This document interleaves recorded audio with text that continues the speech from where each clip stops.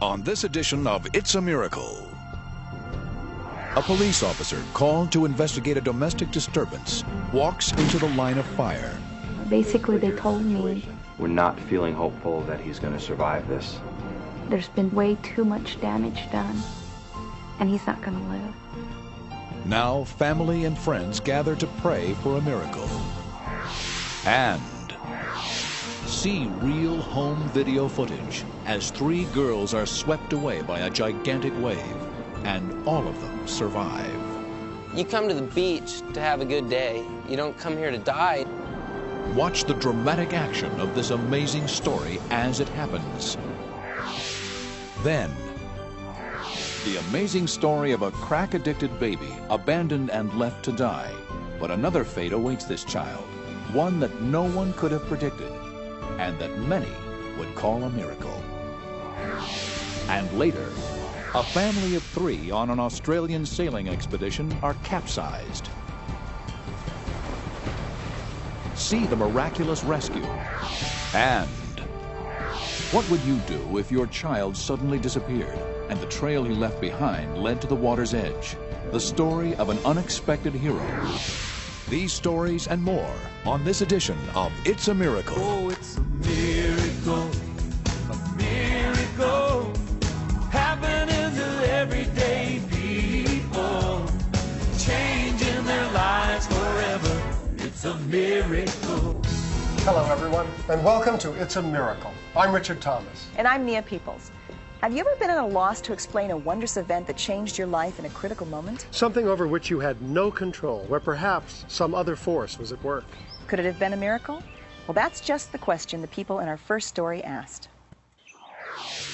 For 19 years, Don Malden served as a law enforcement officer whose dedication and perceptiveness is remembered by his supervisor, Sergeant Joe Martinez. Don was really a warrior of the streets. He was so good at perceiving what was going to happen. His instincts were, it's not something you can teach. He had them. Don's professional dedication led him to seek out the most dangerous assignments, and in December 1993, he got the last one he would ever go out on. Mysteriously sensing that something terrible was about to happen, he called his wife, Maggie. Hi, hon. He was saying, we just got a call, and there's a man with a gun. I got a bad feeling about this one. He had never ever called before and said, you know, I've got a bad feeling about something. It was totally out of character for him to do that. Bye-bye. And I should have known something was going to happen, but I just thought, everything's going to be okay, you know. The 911 call was from the wife of a paroled murderer and suspected drug dealer. He had beaten her, held a gun to her head, and threatened to kill her. Later, it was learned that he had also threatened to kill any police officer who showed up at his house. Don and his partner were the first to approach the building. Sheriff's Department. They found the door unlocked. The woman who had placed the 911 call had given them consent to search, and so now they entered the premises.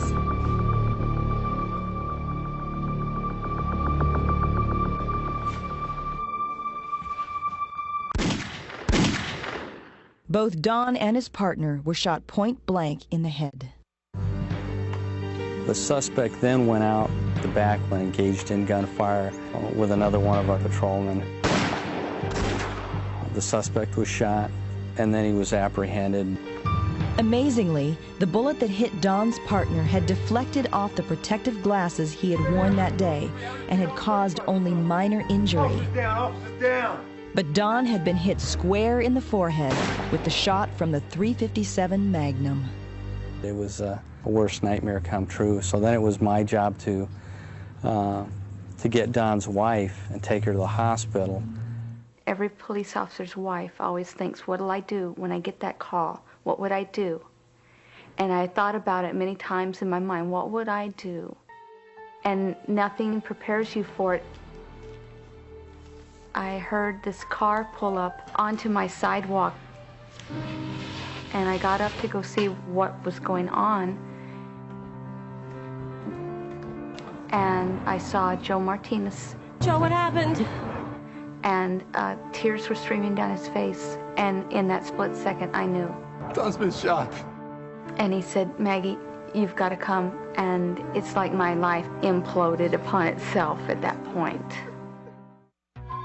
Don had been rushed to a local hospital, but there was very little his doctor, Curtis Dickman, could do for him. He had a very large blast injury to his forehead and had bone fragments that were shattered and spread throughout the frontal lobes of his brain. We expected Don to die. After the doctors had stabilized Don's condition, Maggie was finally able to see her husband. I saw a person laying there, and there was a large bandage around the head, and the face was very much swollen and just horrific looking. And just for a few seconds, I thought they've made a mistake. It's not Don. It's not him, because it didn't look like him at all. And then I saw the tattoo on his arm, and I knew that it was Don. Dr. Dickman explains the seriousness of the situation to Maggie. Okay, And basically they told me we're not feeling hopeful that he's going to survive this. there's been way too much damage done, and he's not going to live. I just felt like I was alternating between hysteria and numbness. It was like some kind of horrendous nightmare, and I was just waiting to wake up. Soon, dozens of police officers and friends gathered in the hospital's chapel to pray for Don as he lay near death. I remember telling him, if this is your time to go, Don, then, you know, you go with the man. But if it's not your time, don't give in. Don't give up. Fight it. Fight it with everything you have, Don. And if you will fight it, I promise you, you won't be in this by yourself. I will show up here every single day till we walk out the front doors together. But the truth was that Don was on life support, and some hard decisions had to be made. The doctor asked Maggie if she knew what Don's wishes were concerning being kept alive artificially. I remember her shaking her head no, and she began to cry, and I could see that they were putting a tremendous decision on her. And I remember saying, Doc, you know what? Don has told me if staying alive means staying on a machine, he doesn't want that. He wouldn't want to live like this. And I think the doctor did something that was really merciful. He pointed at me and he says, if he's heard that straight from Don, that's all we need to know. I'll leave you two alone. Thank you, Doctor.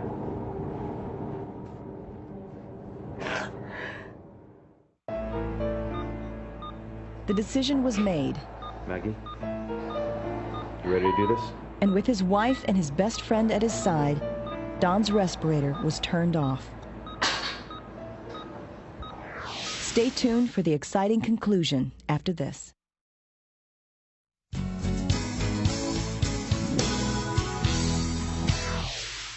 December 11th, 1993, law enforcement officer Don Malden is called to investigate a domestic disturbance and suddenly becomes the victim of a point-blank shot to the head.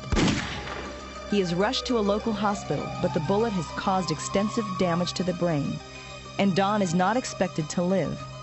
Without hope of recovery, his wife Maggie is forced to make the difficult decision to remove him from life support. And so with his wife and best friend by his side, you ready to do this? Don's respirator is turned off.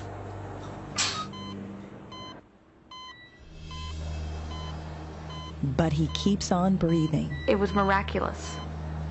For as much damage that had been done to his brain in that head injury, for him to just keep on breathing like that, it just sent a wave of hope through everyone. Hours later, when the doctors were examining Don, he moved his left hand. He moved his hand. This was not supposed to happen with severe brain damage patients. With a recovery of function, we recommended that we take Don to surgery and give him the full court press. Take the bone fragments out of the brain to give him every opportunity possible to heal. So we're going to get him prepped. We'll get him into surgery, and We'll speak to you when it's over. Okay, great. They said, we've talked with the other doctors, and there's only about a 1% chance that he's going to even come through the procedure. I said, but, you know, it's Christmas time. I says, there's always a miracle around Christmas. Don't be mad at us if we hope and pray that Don is that 1 in a million Christmas time miracle. The operation lasted 6 hours, and Don did survive. Maggie and Joe were warned that he would most likely remain in a coma, but that didn't dampen their spirits. We were so elated that he was alive. We were actually laughing, and I found it quite ironic that we were laughing at such a terrible time, but I felt so relieved and so happy, you know, that he had survived. And so now they waited and prayed. But days passed and Don remained in his coma. And then on December 21st, with Christmas approaching, something happened that no one can explain. Don? Don woke from his coma and mouthed the words, "I love you." Oh, baby. I love you too. It made Christmas a lot better, having him come out of that coma. Joe! He's trying to speak. It's like a rush like you never know. Really a lifting of spirits. He's awake. Maybe this is not going to be such a dark Christmas after all. And 4.5 months later, Joe's promise to Don came true. We walked out the front doors together. Just like I said. Just like I said. He kept his end and I kept mine. I feel like we're part of something special. I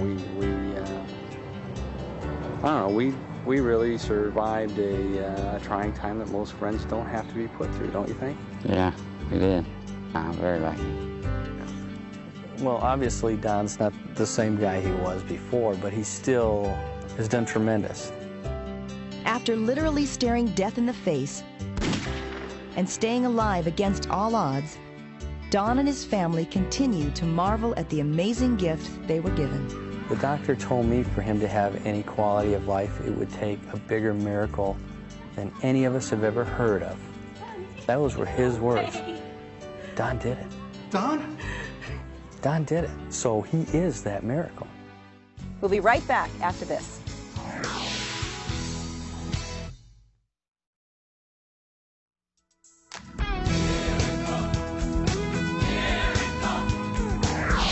Have you ever been at a loss to explain a wondrous event that changed your life in a critical moment? Something over which you had no control, where perhaps some other force was at work? That's exactly what happened to a mother and 3 children on a trip they took to Newport Beach, California. Could it have been a miracle?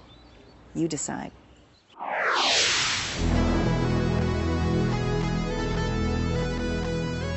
When teenagers Myrna and Marie Demergian, their cousin Lena, and Lena's mother went to the beach, the last thing they were thinking about was a miracle. They were just out to have some fun in the sun. Mel Toman noticed the attractive threesome and followed them with his camera. Like, people like that really don't have a clue, and obviously they didn't realize how big it was. It was, you know, huge. Mel has been coming down to this beach for over 20 years. He's a cameraman, and on this day, the waves were the most incredible that he had ever seen. Just minutes after the girls arrived, ignoring the red warning flags, they were unaware they were planted at ground zero of the wave's most dangerous impact zone. Fred Simpson, a longtime friend, joined Mel on the beach. The sets is huge. But check out these girls over here. Back. That's trouble. Surge. Look, I don't even know what's going on. They tell them back in Iowa we were down at the seashore. Watch it. They get sucked. This one's still. It's just as a matter of conversation, that's trouble. I mean, we knew that was trouble. We knew those 3 girls were trouble. We knew it was trouble waiting to happen. An ugly swell came up that the surfers call the freight train, with good reason. It's as brutal and as big as they come. This is actual footage of the 3 girls being swept out to sea. Better get going.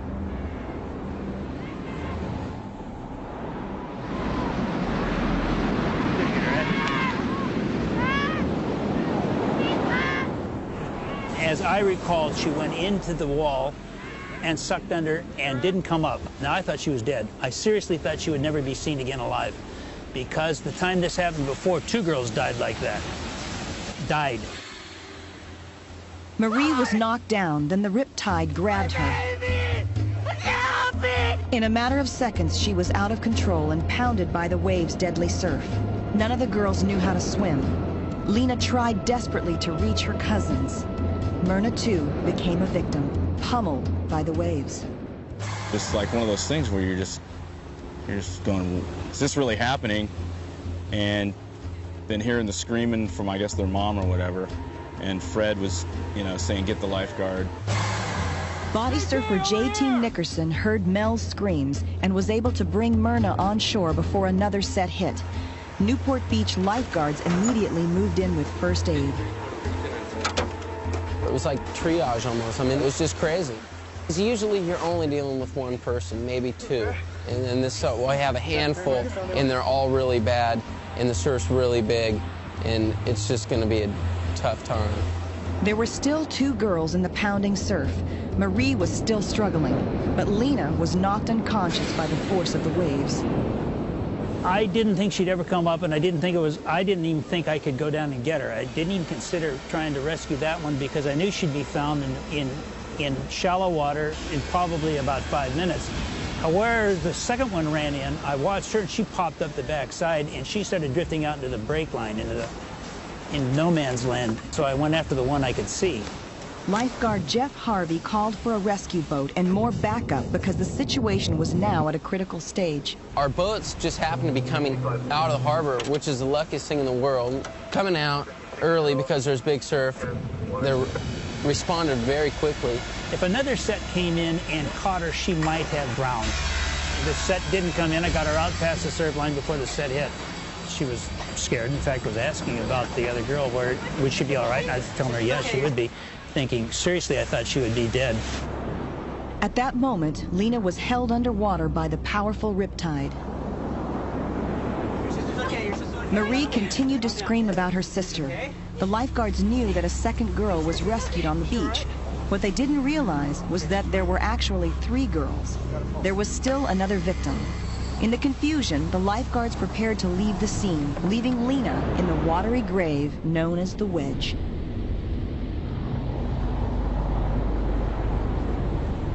I think they were about to leave, but that one girl was still somewhere. 5320 to Sea-Watch, you're going to need to stand by at this location. We still have 1 victim unaccounted for in the water. It's 1 more down! Oh my God, that's my sister! That's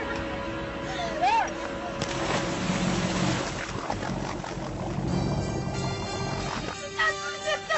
That's my sister! Get over there! Get over there! Stay right there! Stay there! When they got her, she was, clinically dead. I mean, well, no heart and no breathing. So, by definition, dead. Get back, get back.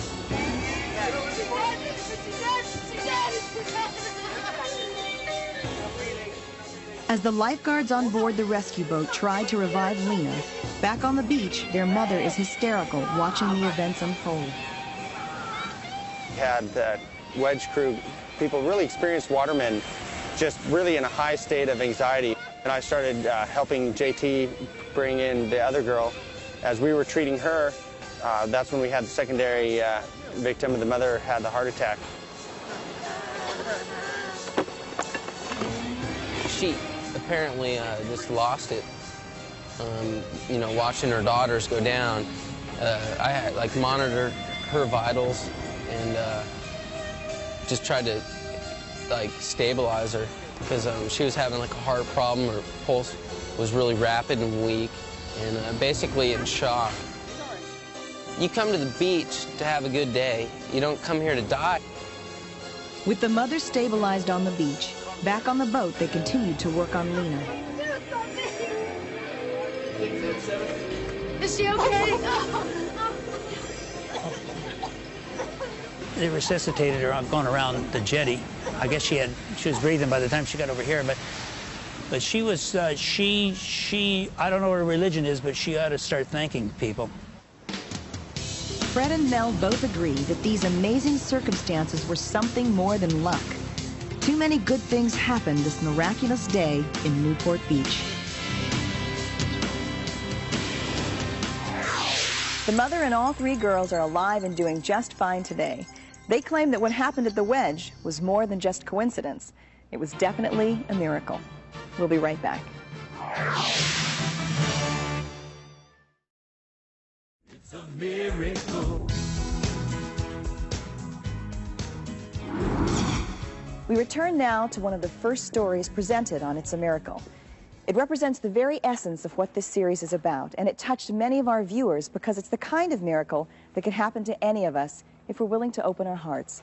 It's about the power of love and how it can triumph over impossible odds, and it starts with a tragic and shocking discovery. In 1982, a newborn boy was abandoned at the door of a Los Angeles hospital. There was no note, no explanation, just an innocent child left to fend for himself. As you're about to see, it's going to take a miracle and the love of dedicated parents for this child to survive. He was born addicted to crack cocaine. The infant was going through severe withdrawal and would most likely suffer severe brain damage. Forsaken, weak, with no one to care for him, the obstacles this infant faced seemed insurmountable.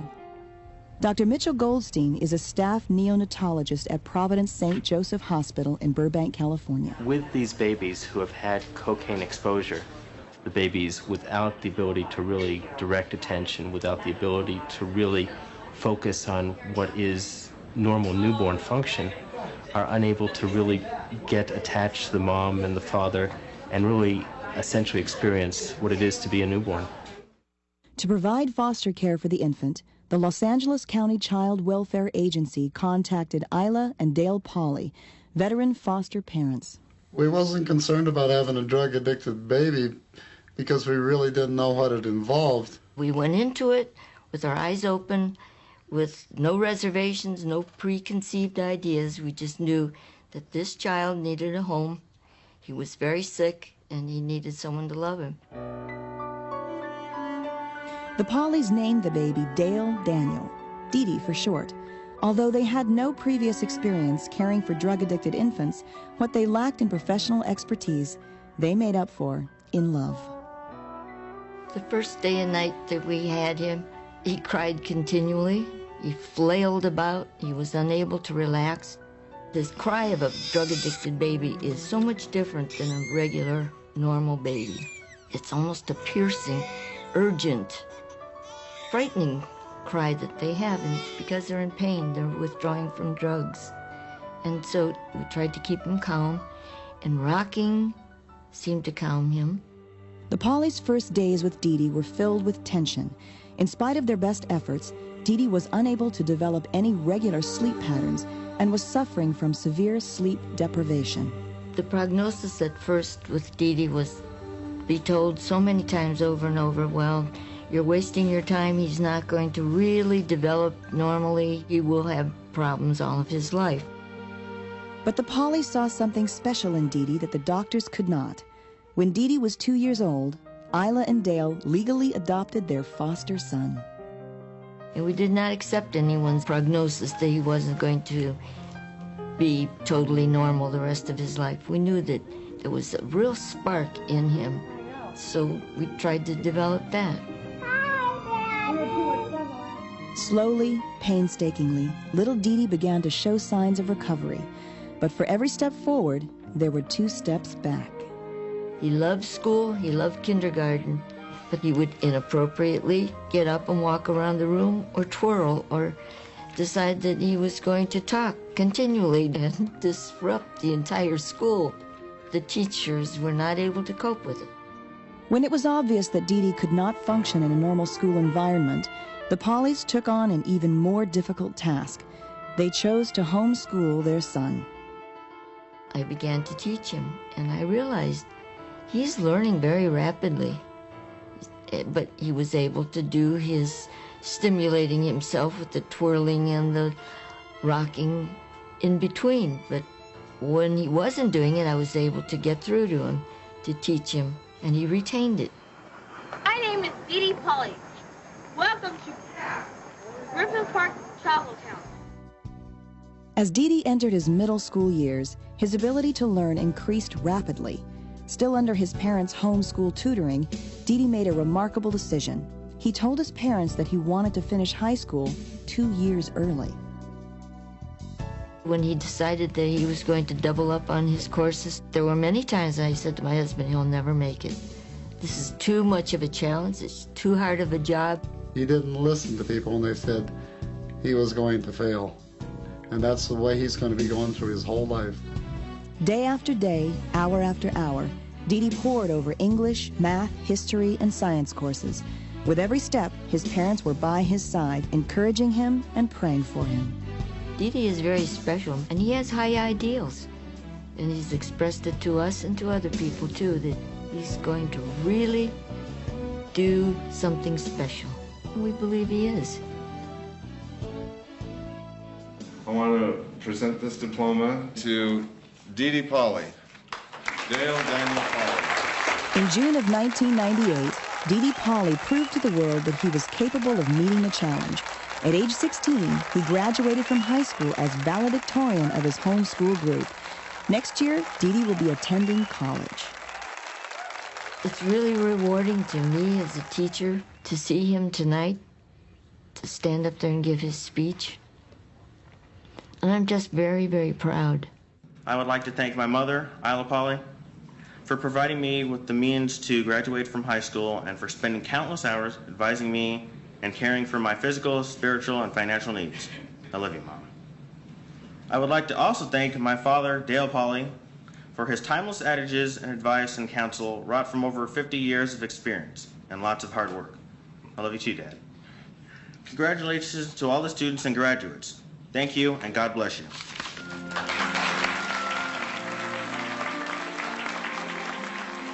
A child has overcome the disadvantage, essentially, of drug addiction at birth and gone on to succeed despite this.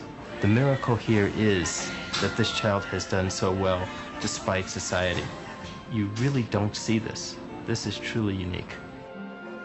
For Dee Dee, Isla, and Dale Polly, the dramatic turnaround of Dee Dee's life is nothing short of a miracle.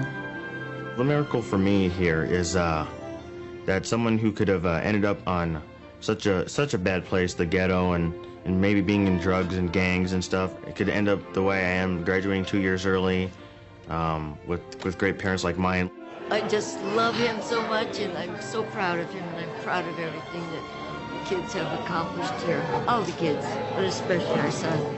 Miracles can happen when people believe, whether the miracle be from something spiritual or from within yourself. And Dee Dee may himself may have generated the miracle by defying all the odds. As a result of our earlier broadcast of this story, Dee Dee Polly came to the attention of Lucent Technologies. They presented Dee Dee with a $2,500 scholarship and a pledge to keep helping him with his education as long as he maintains good grades. Dee Dee is currently a freshman at Valley College in Van Nuys, California, and we have no doubt that he will be a great success. Stay with us for more true stories on It's a Miracle.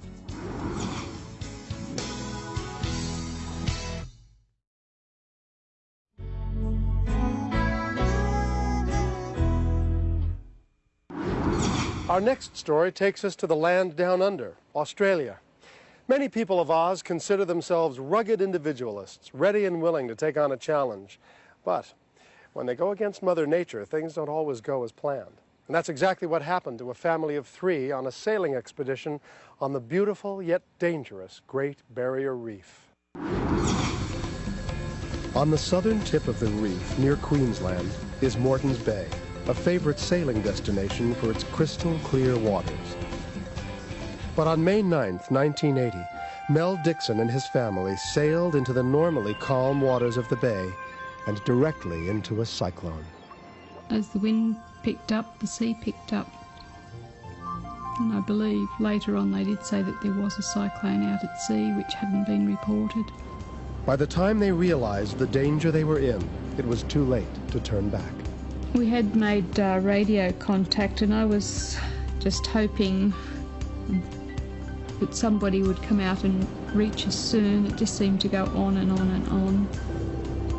While a police rescue boat headed for the Dixon's yacht, a local news crew picked up the distress call and was there to actually capture a series of miraculous moments on tape.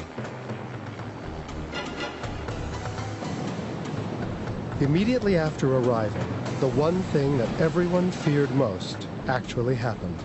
A giant 25-foot wave hit the craft, tossing it like a toy boat, destroying the mast and wrapping the anchor chain around its hull.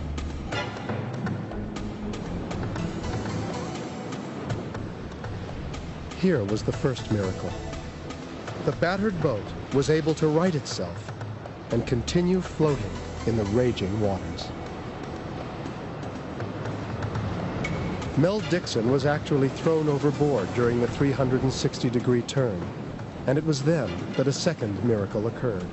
The thin rope that fastened him to the ship held, and he was able to pull himself back on board to join his family. And Mel had concern for me because I was pregnant at the time. While they braced themselves for the next wave, the Coast Guard finally arrived, but couldn't reach the Dixon's yacht. Their small boat was trapped in a trough between another set of killer waves.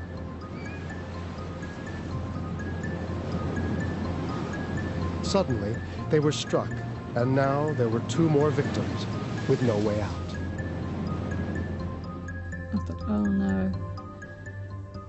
I thought, here we go.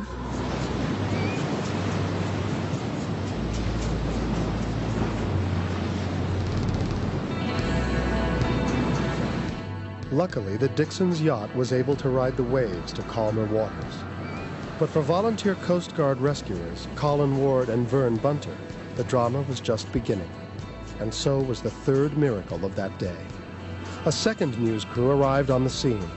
Their regular helicopter was in for service, but they'd grabbed a rental, a fully equipped rescue copter. Without any training for this type of mission, they proceeded to attempt to rescue the 2 men. First, Colin Ward.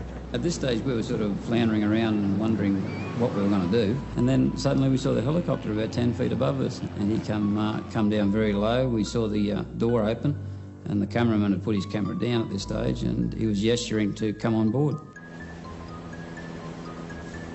The second rescue would be more difficult. With the boat bobbing wildly in the water, the helicopter pilot risks a close pass, and Vern Bunter jumps onto the skid, literally hanging on for his life, and finally climbing to safety.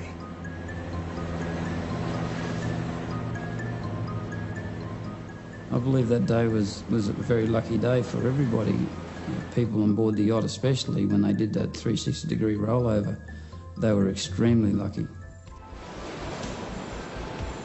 Was it luck or a miracle that the boat continued to float under these incredible conditions? And that those on board suffered only minor injuries? Lee had a little bruise on a hip. I had just a cut above my eye with a couple of stitches, and I checked the baby out, and the baby was still kicking and fine. Mel Dixon's injuries were remarkably minor. He had only a few cuts, the largest on his ankle requiring just 6 stitches. There was also a rope burn around his neck, a reminder of the second miracle that day, when a safety harness withstood a force that even a ship's mast could not endure. This was the safety harness that I was wearing on that day, and as you can see, she's almost severed through here. I don't think if I'd have gone back in the water another time that she would have held me. And finally, was it a miracle or just coincidence that a news crew found themselves in a rented rescue helicopter that day? For the Dixons and everyone else who lived through that terrifying experience, the answer is clear. It was a miracle. Coming up on It's a Miracle. What would you do if your child suddenly disappeared and the trail he left behind led to the water's edge? The story of an unexpected hero when It's a Miracle returns.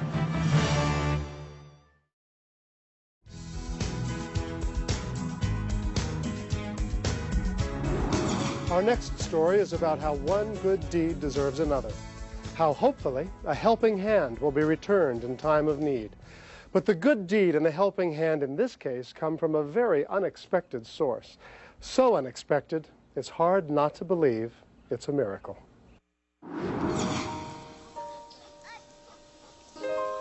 In Pontotoc, Mississippi, Jeff and Deanne Stafford, their 3-year-old son Nolan, and dog AC often spend their time enjoying the pristine beauty of a lake near their home. AC and Nolan have become inseparable. In fact, the dog's bond with Nolan brought about a miracle that changed these people's lives.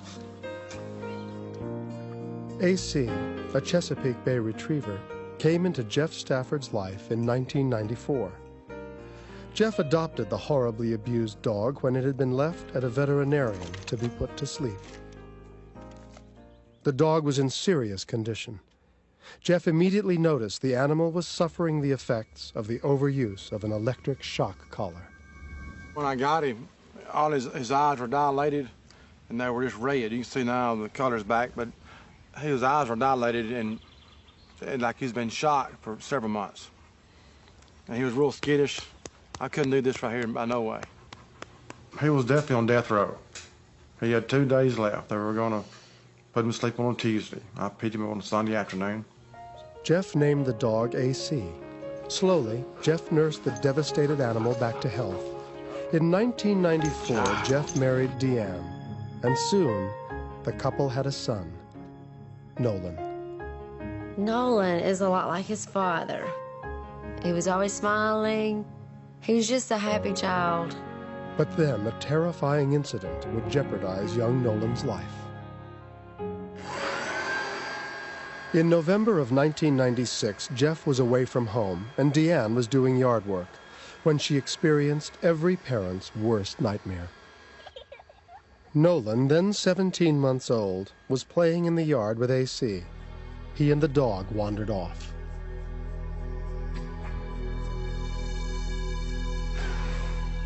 I just turned around and I did not see him. Nolan? Nolan! And of course I just thought, well, he's around here. They just probably walked around the side of the house. Well, I began to walk around the side of the house. And I noticed then that the dog was gone too. So I knew, you know, okay, well, they're just walking around the house or something. I realized then that they had wandered off in the woods.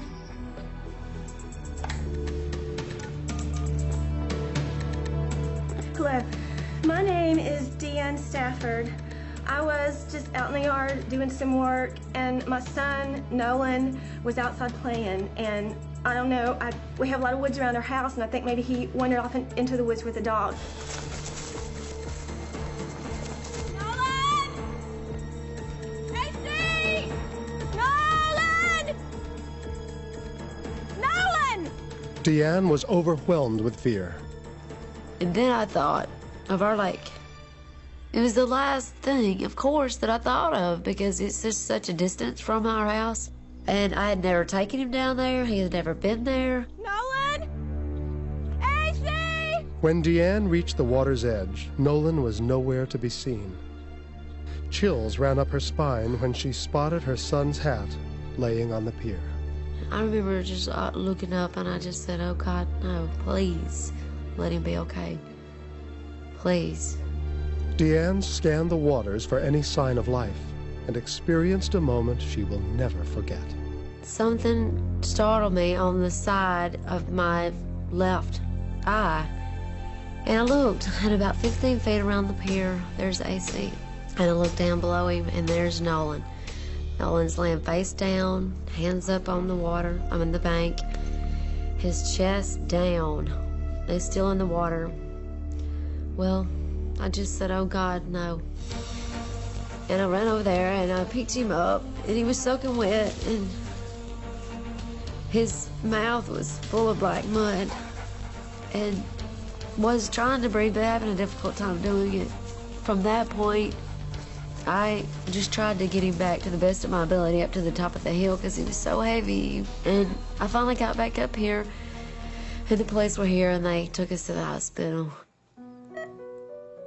When Nolan arrived at the emergency room, his body temperature had plummeted to 80 degrees. Jeff rushed to the hospital. When I walked in the room, it just about floored me because my boy's in a tent, Deanne's still crying, she's in shock, and the room's about 120 degrees. I really had a hard time that whole time I was there dealing with my feelings of not watching him closely enough. I felt negligent, I felt guilty. Deanne and Jeff believe little Nolan was rescued by a guardian angel in the form of their dog, AC. After doctors removed Nolan's clothing, Deanne noticed that his jacket and pants leg had been ripped, as if pulled by AC. Deanne also remembered that when she picked up Nolan's hat from the pier, it was soaking wet. What we really feel like happened was Nolan fell off the boat ramp, and AC made an attempt to grab him by grabbing the hat, realizing that he did not get the child, and then went back in. I think Nolan was going toward the bottom, and AC grabbed his pants leg and torn, and made another attempt and just grabbed more clothing and swam to the side of the lake. The child had no sense of danger. He likes to wander, and he wandered way down to the lake. He wandered into the water, and AC pulled him out. Slowly, Nolan began to improve. Deanne and Jeff heard the good news. Nolan was going to recover. Naturally, it was a wonderful, wonderful feeling. But still, when I got home, I had nightmares. I kept seeing him in the lake. I kept seeing the dog there. I relived it a million times and still do. Then I realized that God had blessed me in a very special way. To Deanne and Jeff, there was no doubt in their minds that they had witnessed a miracle. This child could not swim. That's a known fact. So the dog being there and saving his life is nothing short of a miracle. Go get it! Today, Nolan is an active and happy 3-year-old, thanks to AC, who continues to remain Nolan's protector. It's like his angel, it's his best friend, you know, it's his half-brother, how you want to call it. He's always there. He got my lips. I feel like that this was a sign that God is very real, that he works through all creatures, and that nothing is beyond his reach.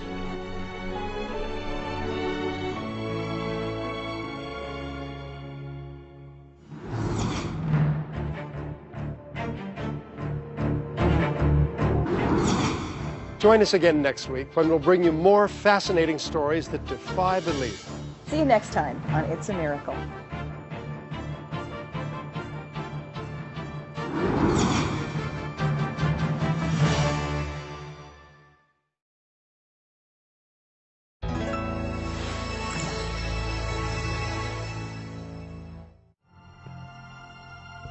On this edition of It's a Miracle, a hate crime during the Hanukkah and Christmas holidays galvanizes a community. I can't imagine anybody not wanting to do something. And it wasn't just the holidays. It's just someone in my neighborhood had been hurt deeply. And they were hurt because they were Jewish. And I was not going to stand for it in my neighborhood. Discover the miraculous way a neighborhood fights back. And a strange force leads a man to a fishing pier in the middle of the night and places him in exactly the right spot for a miracle. And a story that proves that being in the right place at the right time can have miraculous results. Then, they were high school sweethearts who went their separate ways, but years later they would be brought back together by a dream, a magical second chance at love. These stories and more on It's a Miracle. Miracle, a miracle, happening to everyday people, changing their lives forever. It's a miracle. Good evening, and welcome to a special edition of It's a Miracle. I'm Richard Thomas. And I'm Mia Peoples. As we begin this holiday season, the importance of miracles in our lives becomes very evident. Regardless of your race or religion, miracles are a part of all of our histories and are included in all of our holiday celebrations. Tonight is the first night of Hanukkah, and the lighting of the menorah is a centuries-old tradition which commemorates a miracle in Jewish history. 2,200 years ago, after winning their rebellion against Greece and reclaiming the Holy Temple in Jerusalem, a single night's supply of consecrated oil was able to keep the temple's lamps burning for 8 days, until more oil was found. It also symbolizes the religious freedom won during that war. And in our first story, the menorah becomes a modern-day symbol for the incredible power that can exist when people band together against hate and intolerance. The Kushnick family are Russian immigrants who left their homeland to escape persecution. As Jews in communist Russia, they were not allowed to openly celebrate religious holidays. But here in America, they finally felt safe to honor their centuries-old traditions.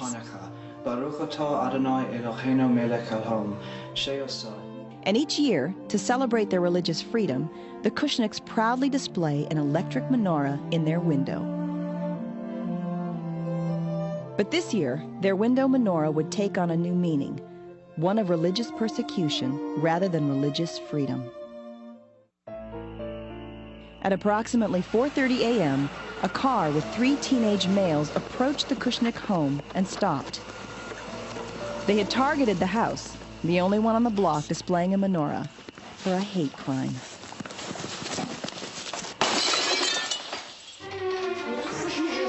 The Kushnicks were awakened by the terrifying sound of glass breaking.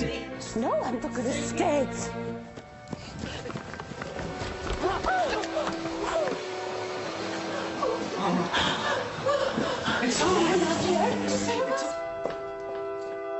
It became immediately clear that someone had attacked them because of their religion.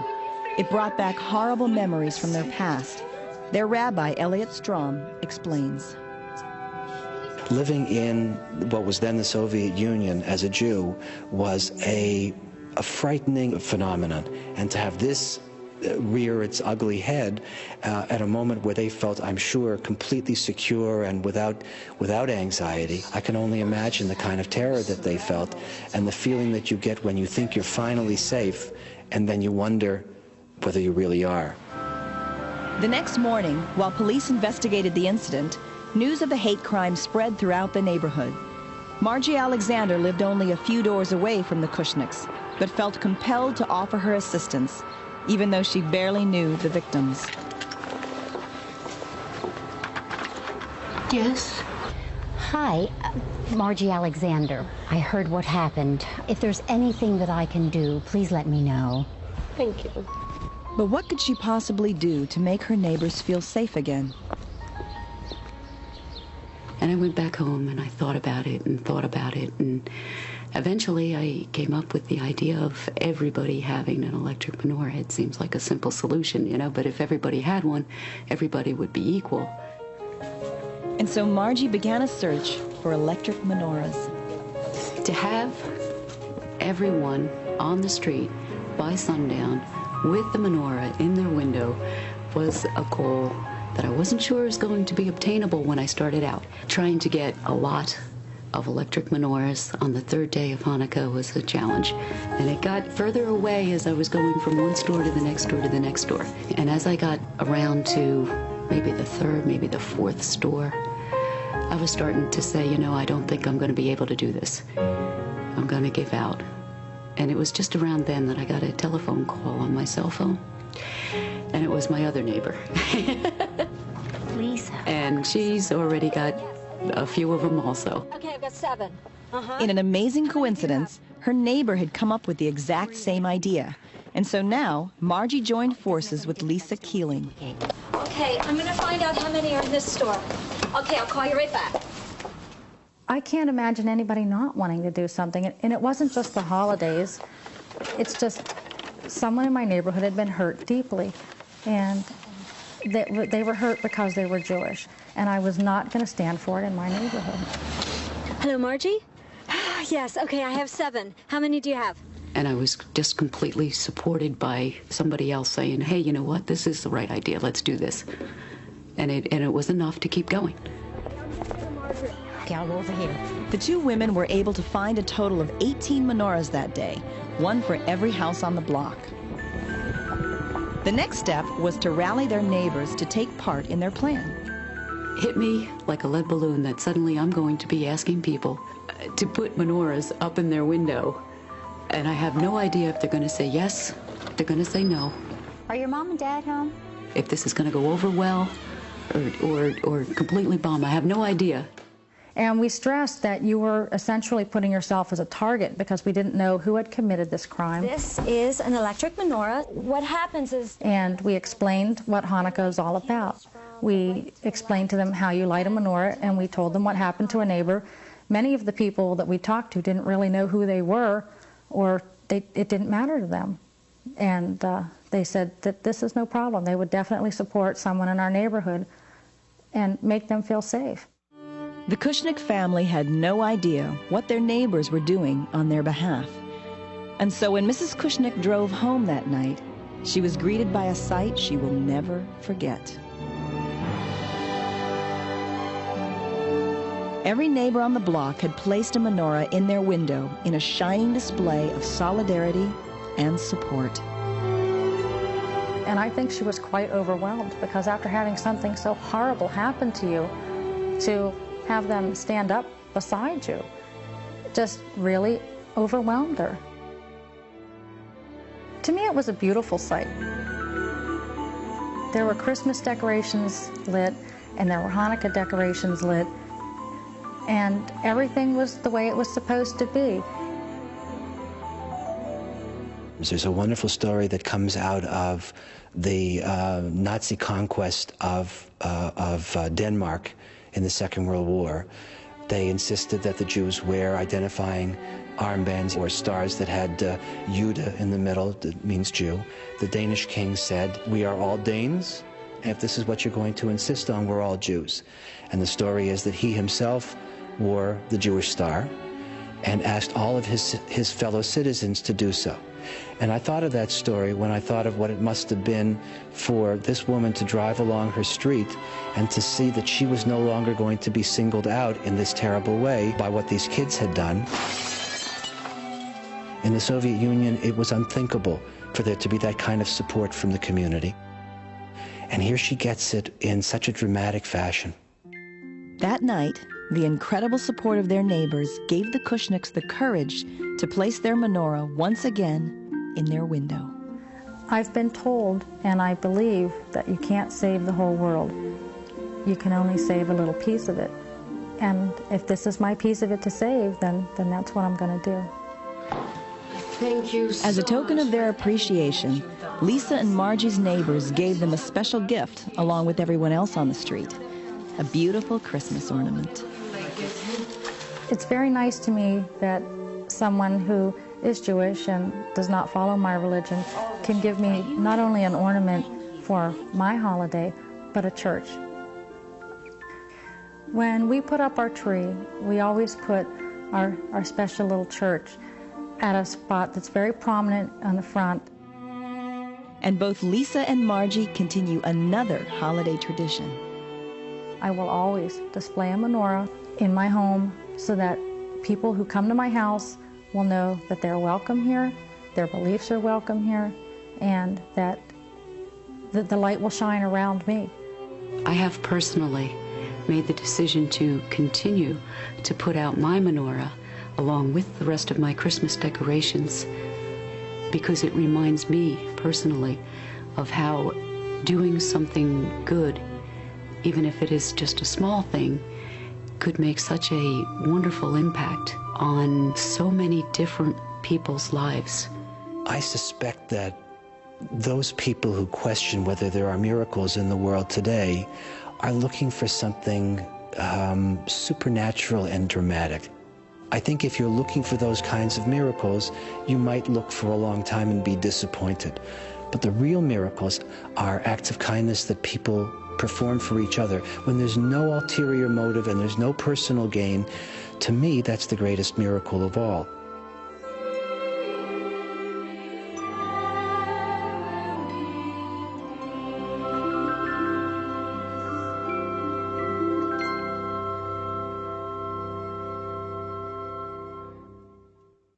The teenagers responsible for the attack on the Kushnick family were eventually arrested and charged with several offenses, including ethnic intimidation. As part of their sentence, they were required to write an essay on the effects of anti-Semitism, as well as an apology to the family they'd terrorized. We'll be right back.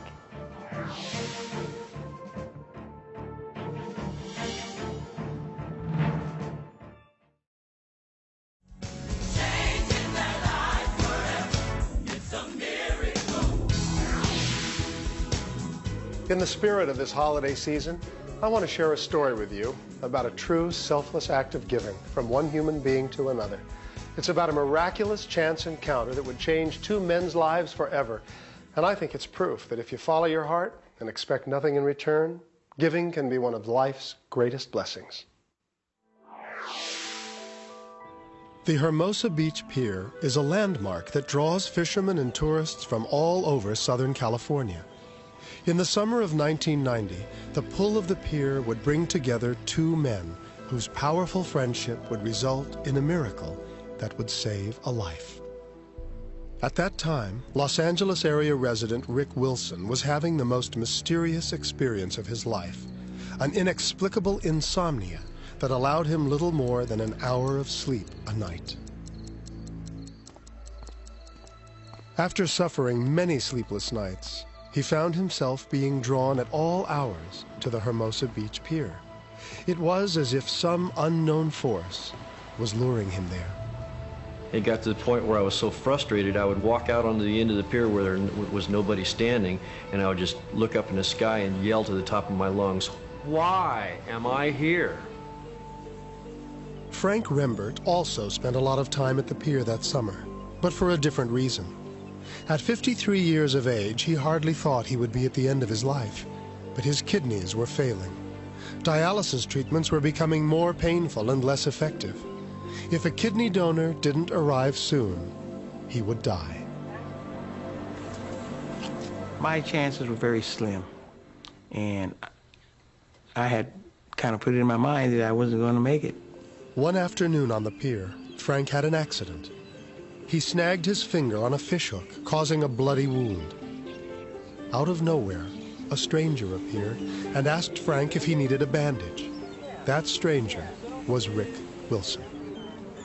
So I helped him put the Band-Aid on, and when I did that, it was like the feeling like I had to be at the pier was just like gone.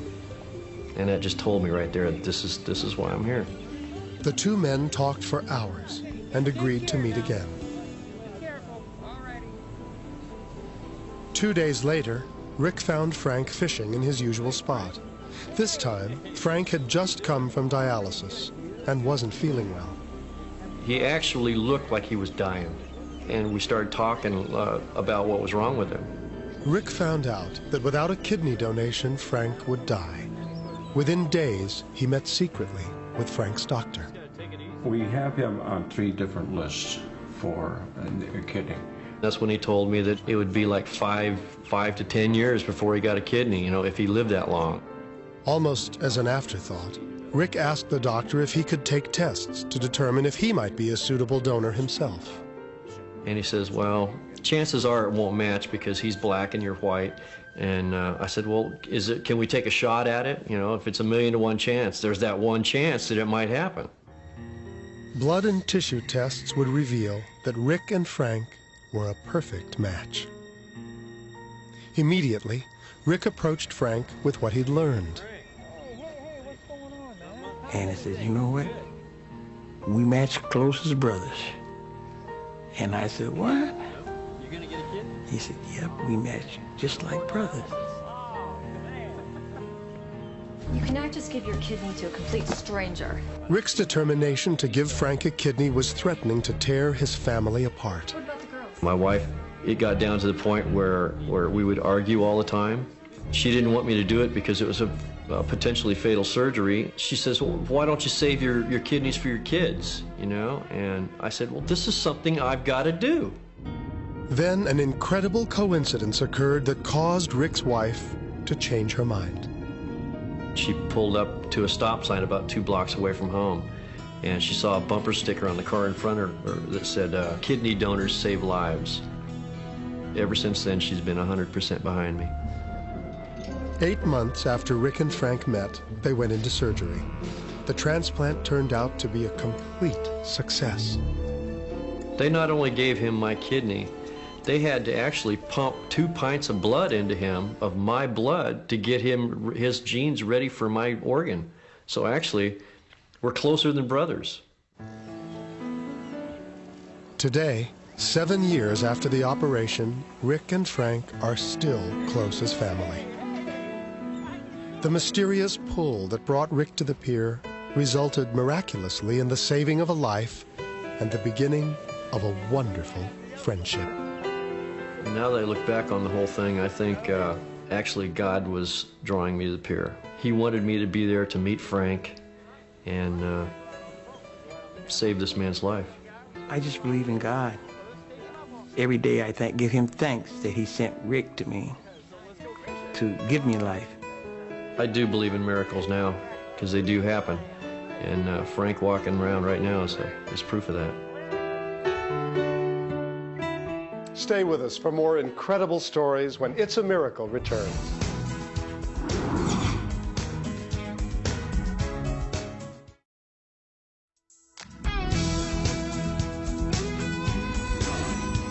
When you see an ambulance, romance is probably not the first word that comes to your mind. You may think accident, emergency, hospital. And all those things play a part in our next story.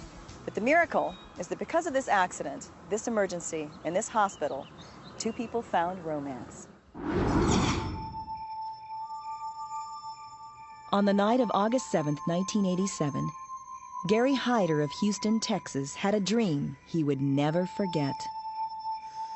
I fell asleep on the couch. I saw an accident.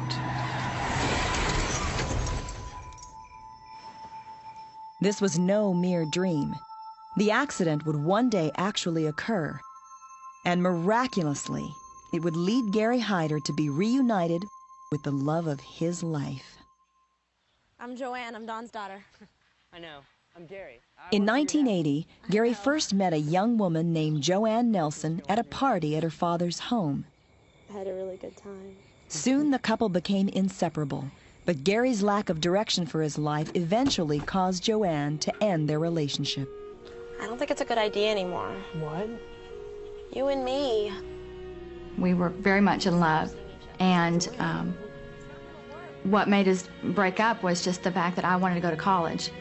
And at the time, Gary didn't have any plans for his future. She broke my heart, and I went over to the house in the afternoons to even try to talk to her, and she blew me off.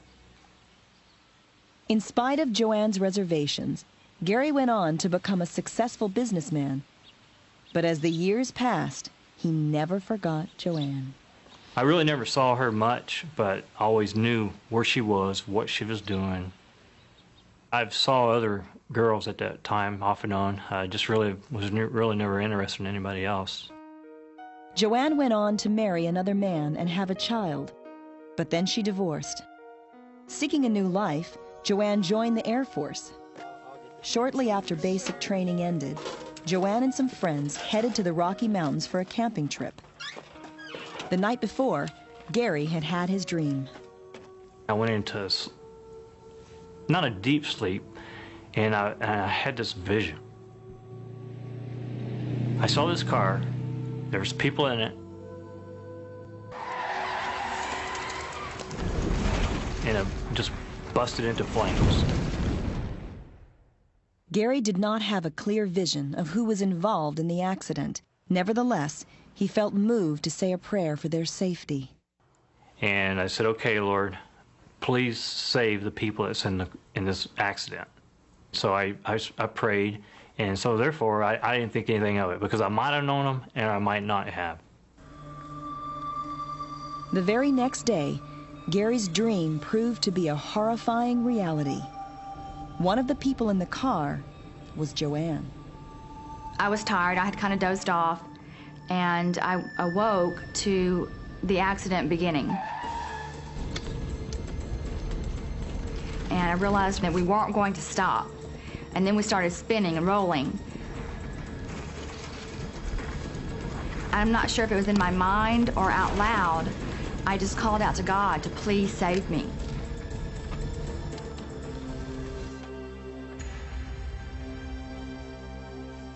We did land upright, but your first thought is to get out of the car.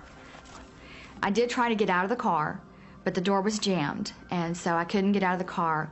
I had also broken my right wrist, which would have been the hand I was using to get out of the car, so I really wasn't in any shape to move anywhere. As the car tumbled, Joanne's neck was broken. At the hospital, doctors discovered that 2 vertebrae were fractured, an injury which usually results in paralysis or death. Gary learned of the accident from Joanne's father. I go to her dad's station on Monday to gas up, and I say, hey, how's Joanne doing? He said, well, she was in an accident over the weekend. She broke her neck, and she's in the hospital. Are you thirsty? Want a drink? Gary made the startling connection between his dream and the accident. He called Joanne at the hospital and soon became a constant presence at the bedside of the girl he had never forgotten. I just started praying. I said, thank you, God, for saving her. And at that particular time, nobody really knew that what her status was, I guess, if she was going to be paralyzed or what the case might be. As time passed and Joanne's condition improved, Gary shared his dream with Joanne. I said, you're not going to believe this, but I prayed for you in that accident. And she said, what do you mean? I said, I had a vision on Friday night before the accident that somebody was in that accident that I knew. And, you know, I'm looking at you. You were the person. What's also amazing is that the date of my accident, which was August the 8th, is actually the first day that Gary and I started dating years earlier, 7 years earlier. I announce to you a new family, Mr. and Mrs. Hyder. 2 months after the accident, Gary proposed marriage and Joanne accepted. They both agreed that Joanne's tragic experience, when combined with Gary's dream, was a miracle in disguise. It's a miracle from God that I had the vision to begin with, and therefore to respond, to pray for those people in that accident to save their life. I feel amazed because it brought us back together. I got my second chance to marry the lady that I love. It was no coincidence that Gary and I were put back together, that we met again, that we started dating. I'm here now with Gary. We've been married for 10 years. Gary and I were definitely destined to be together. God does miracles. He's alive, and he does them every day.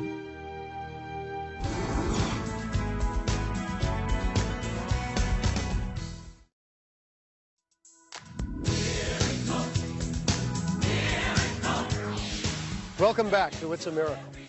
Have you or someone you know ever gone through a truly life-threatening experience? Well, in our next story, a man discovers what it's like to be in a desperate situation, where your life hangs in the balance, and the only thing that can save you is a miracle.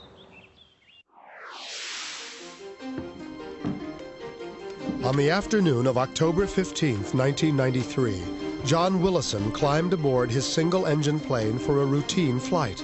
He didn't know it at the time, but his life was about to change dramatically.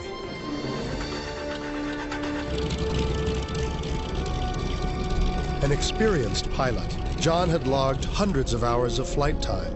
Today, he would be towing an advertising banner behind his plane. But when he flew the plane low enough to pick it up, he missed. Before he made a second pass, John banked the plane sharply to check that the cable wasn't tangled. By looking at the hook, I wasn't looking at what I was doing, and I'd pulled the stick back a little bit, and the nose kept climbing. The plane went into an accelerated stall. One look at the altimeter, and John knew that he was seconds away from plummeting to Earth. I knew if I had a stall, things were going to happen awful fast. He quickly tightened his shoulder harness, and that's when he experienced a series of events he will never forget. All of a sudden I heard in my headset, John, everything's going to be all right. And just a tremendous peace came over me. as I was headed toward the ground, all of a sudden I see two people standing on the ground. And I thought, I don't want to hit anybody, and how did they get out here over on the east side of the airport on the grass? I thought they were people. And then just before I hit the ground, I hit right where they were standing, I realized that was celestial beings. That's when I realized that there was a presence there to catch my fall. And I actually hit the ground totally at peace. Eyewitnesses estimate that the plane crashed at more than 70 miles per hour. The impact ruptured the main fuel tank and the aircraft immediately burst into flames.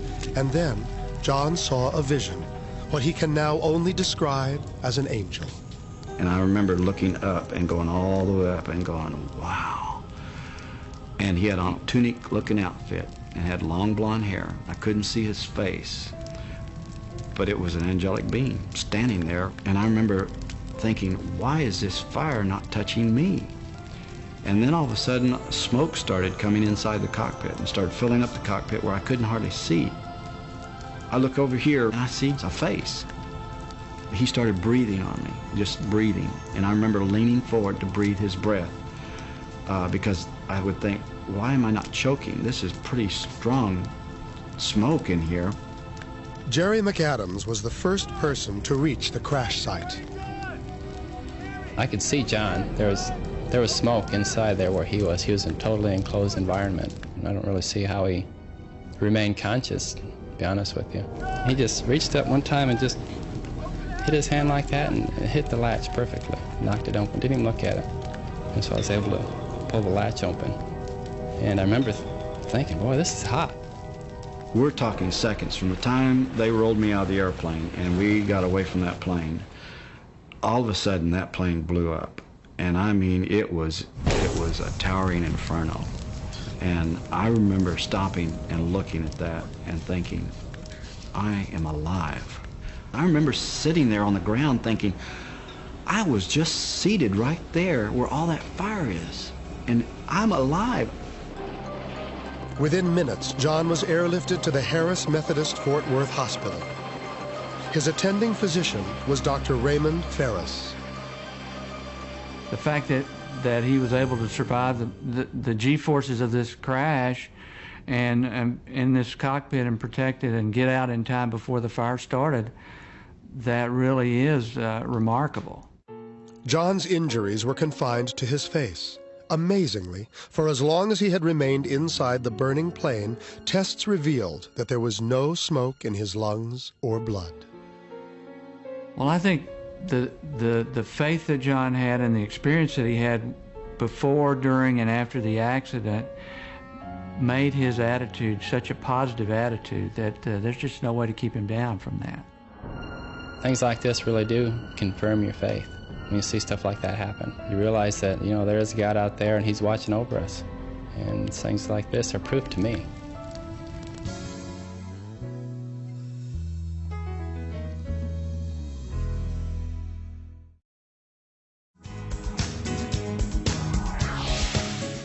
Do you believe in fate?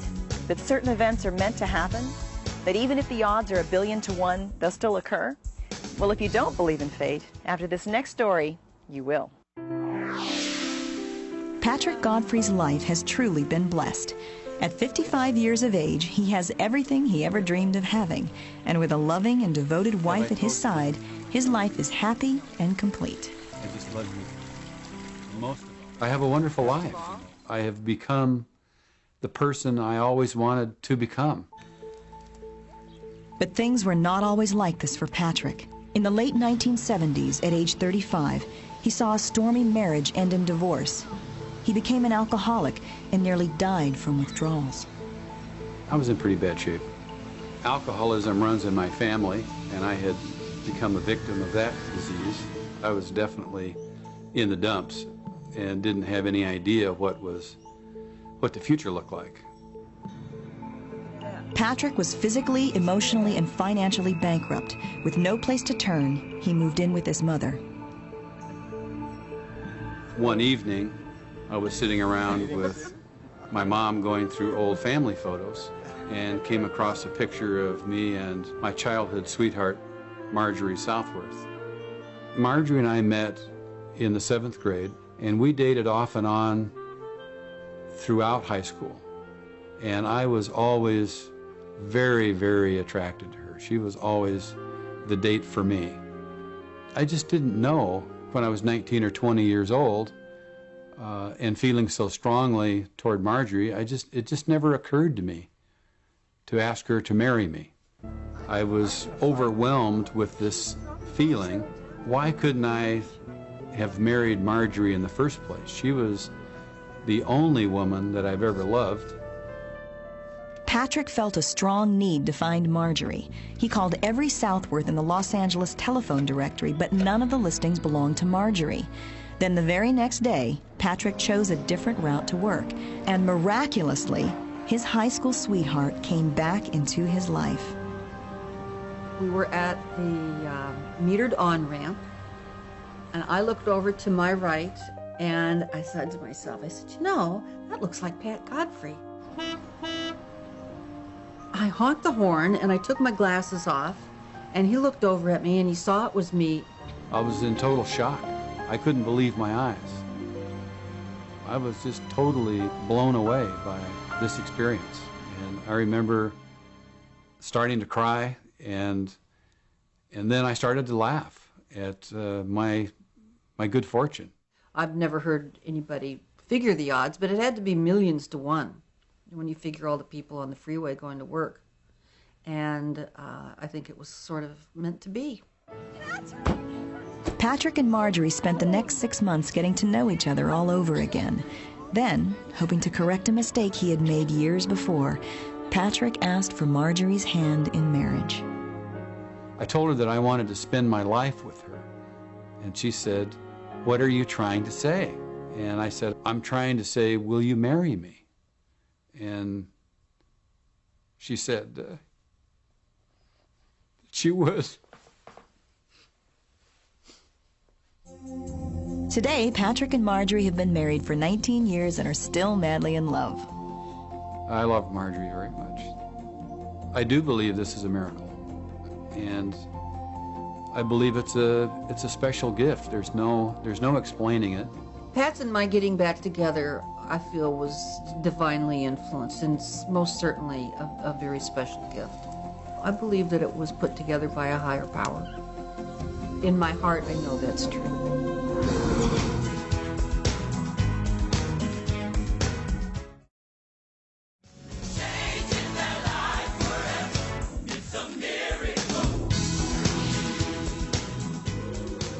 At this time of year, angels seem to turn up everywhere. They're constant reminders of the miracles of this holiday season. But angels can appear whenever and wherever they're needed, and our next story proves it. On October 24th, 1997, college junior Brett Odom, his girlfriend Mary Wallace, and his cat Jasmine set off for a camping trip in the Smoky Mountains. We had a very busy week, and we had planned a sort of a vacation. We were meeting my parents and some of our church friends at a campsite. We were just really excited, and we were talking about the whole weekend and, you know, what I could look forward to in campfires and singing songs. As we got closer, we realized that there was a shorter way to go, and so we took that road because of the map. I was following pretty close behind a white minivan. Brett continued to follow the van's lights along the narrow, twisting road. I turned around to see how the cat was doing in the back seat. And when I turned back around, I saw the taillights of a minivan disappear around a curve. But there wasn't time for Brett to make the turn himself, and his truck plunged over the embankment into a creek below. At the same moment, miles away at their campsite, Brett's mother, Janice, was experiencing a bizarre physical reaction. I began to feel this heat sensation, and it was very strange. And when I looked down, my right hand was a sky blue, and I thought, I'm having a heart attack. But as quickly as the sensations began, they disappeared. The experience left Janice with the need to cling to her younger son, as if he might be all that she had left. Her husband, Dr. Alan Odom, sensed that something was wrong. What's the matter? I don't know. I think we better go look for Brett and Mary. Janice had a very uneasy feeling in that, and she's a very discerning individual, and she thought that we ought to go look for Brett since he was late. Janice Odom's premonition could not have been more accurate. Even now, her son's truck lay partially underwater at the bottom of a steep ravine. Mary was still alive, but terrified. As I was panicking and thinking that I was going to die, I heard a voice, and I saw a man standing next to me. And he said, "You're not going to die right now. Someone needs your help." That is when I suddenly became aware of the fact that Brett was underwater. Once she realized that I was underwater and couldn't do anything, she would pick me back up and try and keep my head lifted up on her knees up out of the water so that I could breathe. Oh my God, don't leave me now. Miraculously, the driver of the white minivan had seen the accident and immediately flagged down an approaching vehicle driven by an off-duty park ranger. By the time Brett's parents arrived on the scene, the rescue was well underway.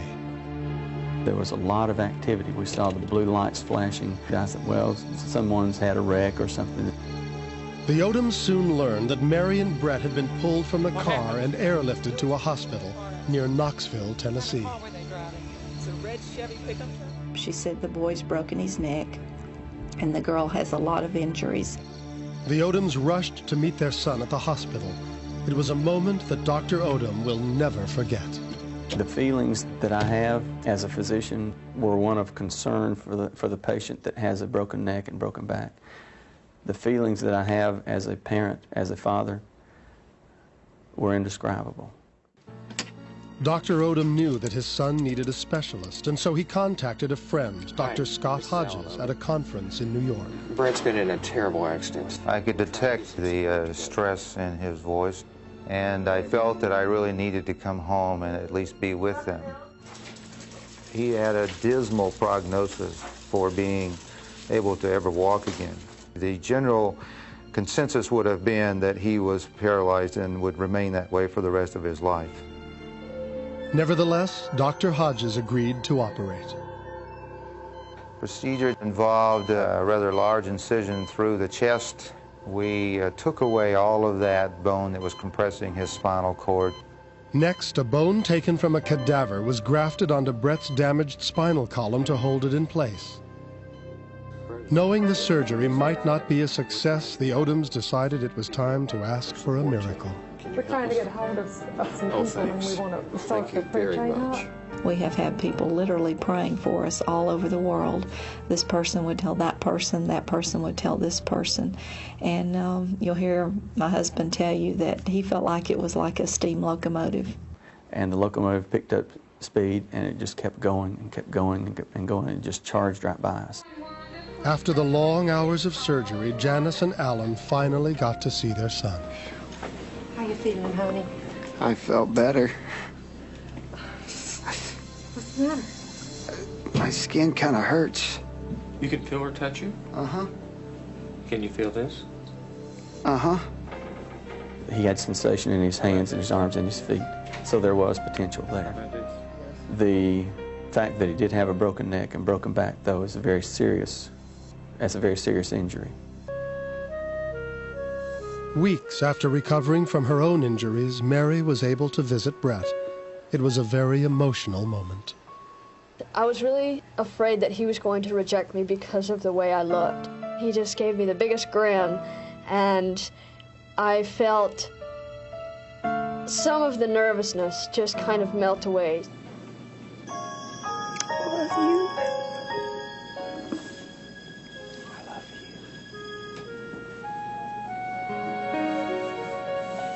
I climbed up on his bed and I laid next to him, and it was really hard to do because neither one of us knew what kind of future he faced.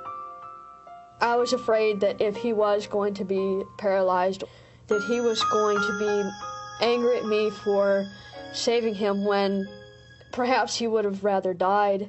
At that point in time, there was no thought to anything beyond the present situation. It was a massive effort to make it minute to minute. Over the next 2 months, Brett worked constantly in physical therapy to try to reclaim some of his motor skills. I went from just being able to flinch muscles at first to actually being able to lift my arm to being able to sit up in a chair. Once we got to that point, my recovery was moving very, very rapidly, and I was convinced that if there was a miracle to be had, and if it was God's will, I was going to walk out of the hospital. And 63 days later, Brett's miracle became a reality. God showed us very small miracles each day, which added into the one big miracle that Brett was able to walk out of the spinal cord unit. The dramatic events surrounding Brett Odom's near-fatal accident contain all the elements of a miracle. From his mother's premonition that her son had been injured to the strange voice that told his girlfriend she had lived to save his life, the mysteries of that night point to a higher power watching over Brett Odom's life.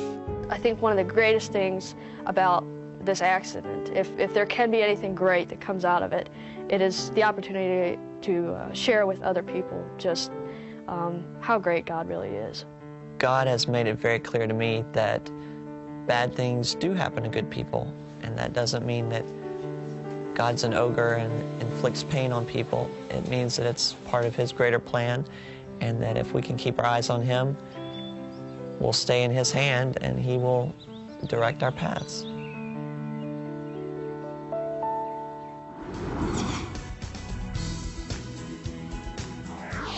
That's our show for tonight. We hope you enjoyed this special holiday edition. It's the season for miracles, and we'll be bringing you many more in the weeks to come. I hope you'll join us next time. Until then, happy holidays. Good night.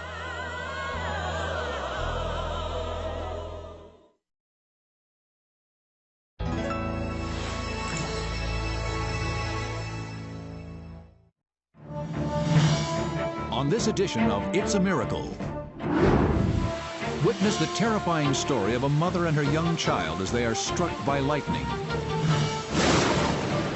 He had said that lightning had split her brain in two, all the way down the middle of her skull, all the way from the front of her forehead, all the way to the back. See the mysterious circumstances that brought her back to life. Then, a man is trapped inside the cockpit of a burning plane. Can someone 2,000 miles away come to his rescue?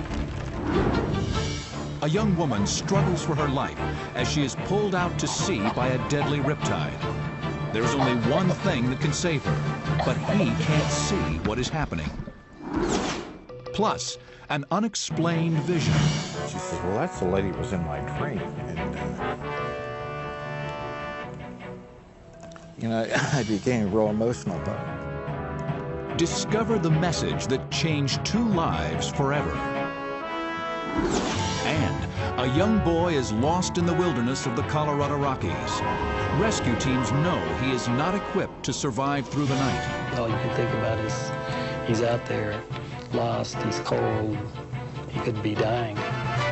As the freezing temperatures weaken him, he wakes to find mysterious visitors. These extraordinary stories and more on It's a Miracle. Oh, miracle, a miracle, happening to everyday people, changing their lives forever. It's a miracle. Welcome to It's a Miracle. I'm Richard Thomas. And I'm Nia Peoples. Miracles are defined as incredible events that defy logical explanation, and that precisely describes the kinds of stories we'll be sharing with you tonight. Whether you believe in miracles or not, these stories will certainly make you wonder.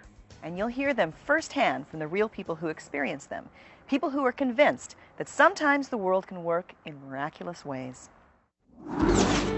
Kristen Gabrielson and Chris Nelson are engaged to be married. They both feel it is a miracle that not only brought them together, but actually saved their lives. You see, they formed a miraculous bond as the result of a matchmaker from heaven. In 1994, Megan Hickerson was a happy, vivacious 14-year-old, known among her friends and family for her tremendous enthusiasm for life.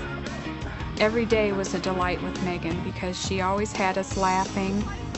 She was always in a good mood. She woke up sunny and stayed that way, and that was from the time that she was born. She was the class clown and also the class president. Megan also loved to play matchmaker. Well, Megan liked everyone to be happy. When she saw people that she thought should be together, she would make it known. I think Jamie really likes you, because I was talking to him last Stephanie Palmer was one of the recipients of Megan's matchmaking plans. Through ongoing church activities, Megan brought Stephanie together with Jamie, the church's youth director. She talked to Jamie and then did the high school thing where I would talk to her and then she'd go talk to Jamie and then come run back to me and tell me what he had said. Megan's matchmaking paid off. Stephanie and Jamie were later married. But sadly, Megan would not be there to share in their happiness. Hello? Late in the evening on January 14, 1995, Oh my God. Connie and Jim Hickerson received horrifying news about their daughter. Megan had been involved in a tragic skiing accident. After driving for 6 hours, the Hickersons arrived at the University of Wisconsin Children's Hospital, where Megan was being kept alive on a life support system. They basically told us that she was unconscious in grave condition, and I remember at the time asking one of the neurologists, I said, what are we looking at? And he said, in 24 hours it'll be over. And my response was, you mean she will be better in 24 hours? And he said, no, it will most likely be over in 24 hours. Megan had suffered massive head injuries.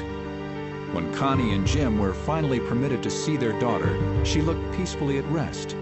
But Connie's instincts told her otherwise. Deep in my heart, I knew. I was hopeful, but I knew that she would be gone. I turned to Jim and I said, we've just lost our baby. Sadly, Connie's maternal instincts proved true. During Megan's final hours, doctors asked the Hickersons about the possibility of donating Megan's organs. Connie's reaction was negative, until she talked with Jim. He said, Connie, think about if that was Megan lying there waiting for a heart or something that would save her life and the person in the next room could save her life. What would you do? What would you think? And I looked at him and I said, I guess I'd be praying somebody would make the decision to donate the organs. And at that point, we agreed. The Hickersons were unaware at the time, but two people were hoping that someone would make a decision to donate organs. Kristen Gabrielson's life depended on finding a new set of lungs. Chris Nelson desperately needed a liver transplant. The emergency session of multiple transplant operations using Megan Hickerson's organs saved the lives of 4 people, including Kristen and Chris. Megan's parents' decision to donate her organs made it possible for others to live. But even in death, the matchmaker in Megan's spirit continued to flourish. A year after meeting in 1995 at an organ transplant symposium, the two recipients met again at a bowling fundraiser and began dating. There, a romance began to bloom. I think it was comforting for both of us to talk to each other, and after a while we just kind of fell in love. I think it was a sense of humor, it was the tone in his voice, his understanding of what I had gone through. Because anybody on the outside, so to speak, wouldn't really be able to relate to anything that I had gone through. On January 16, 1998, the 3rd anniversary of their organ transplants, Chris and Kristen became engaged. Through an astounding series of events, the spirit of a young woman full of life continues to live on in a divinely inspired romance. I would have to say it was a miracle, because there were so many things that I shouldn't have been able to make it through, and did, and the same went for Kristen too. Even in this tragedy of her death, she did this ultimate match made in heaven kind of a thing, and she brought Chris and I together. Megan, the matchmaker she was, I think I think she's looking down from above and having a big ha-ha-ha about the whole thing, because I think she's the one who's really responsible. Next on It's a Miracle, a blind dog becomes the unexpected hero in a tense life and death situation. And later, a plane crashes hundreds of miles from civilization, and the two men on board find themselves in the middle of an inferno. When It's a Miracle continues.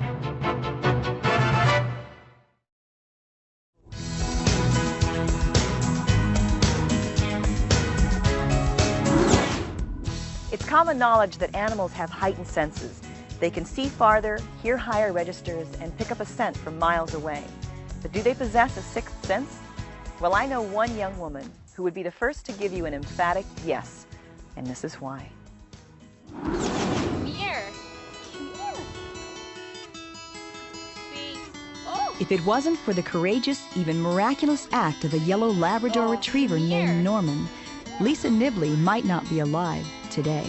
Well, we have 2 dogs. In 1993, Annette McDonald of Seaside, Oregon, rescued Norman from an animal shelter when he was just a year old. Abandoned by his original owners, he had already been held 2 days longer than usual and was scheduled to be put to sleep the very next morning. But Annette sensed there was something special about the dog. I knew I wanted to get Norman right away. Norman started barking at us like he knew he was supposed to go with us. He was just coming unglued. Not long after Annette brought Norman home, she realized that something was terribly wrong with him. He's bumping into things during the daytime now, and he's... Norman was losing his eyesight. The veterinarian diagnosed his problem as retinal atrophy. There was no cure. Permanent problem. It's going to eventually lead to blindness. Within months, Norman lost his sight completely.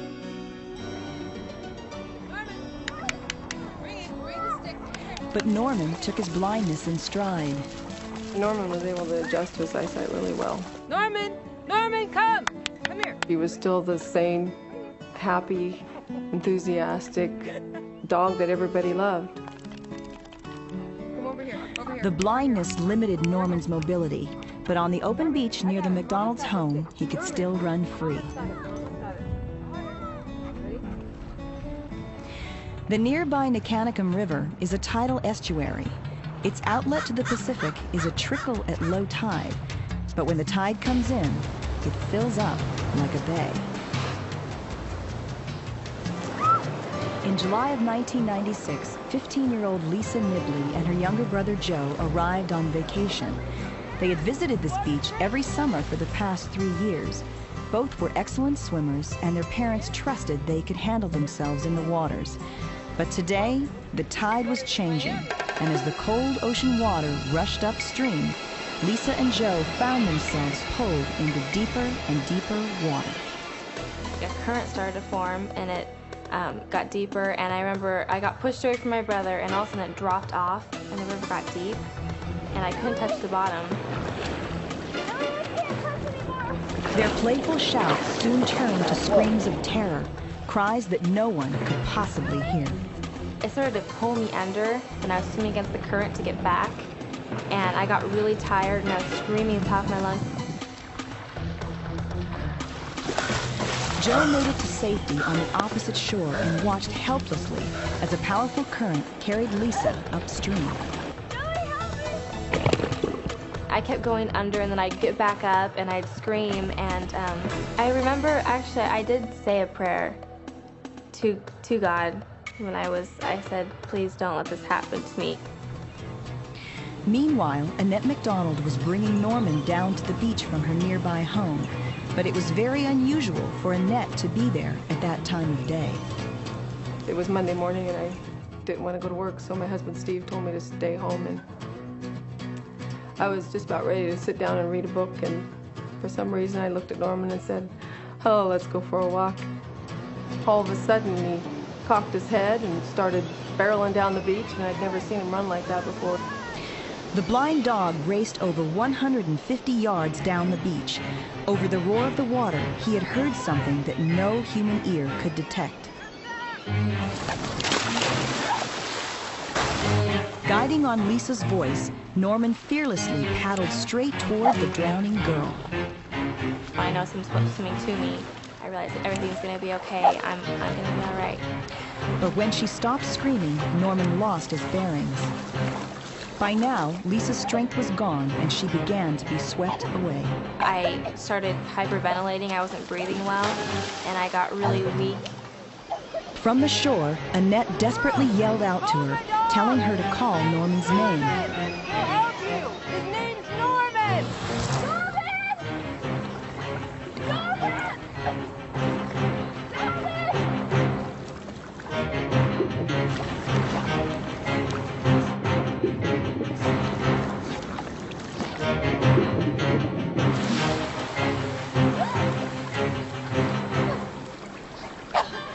Norman didn't stop until he reached the voice. Lisa managed to grab onto him, and he towed her back toward the sound of Annette's voice and safety. When Lisa came out of the water, I just hugged her and wanted her to know that she was safe.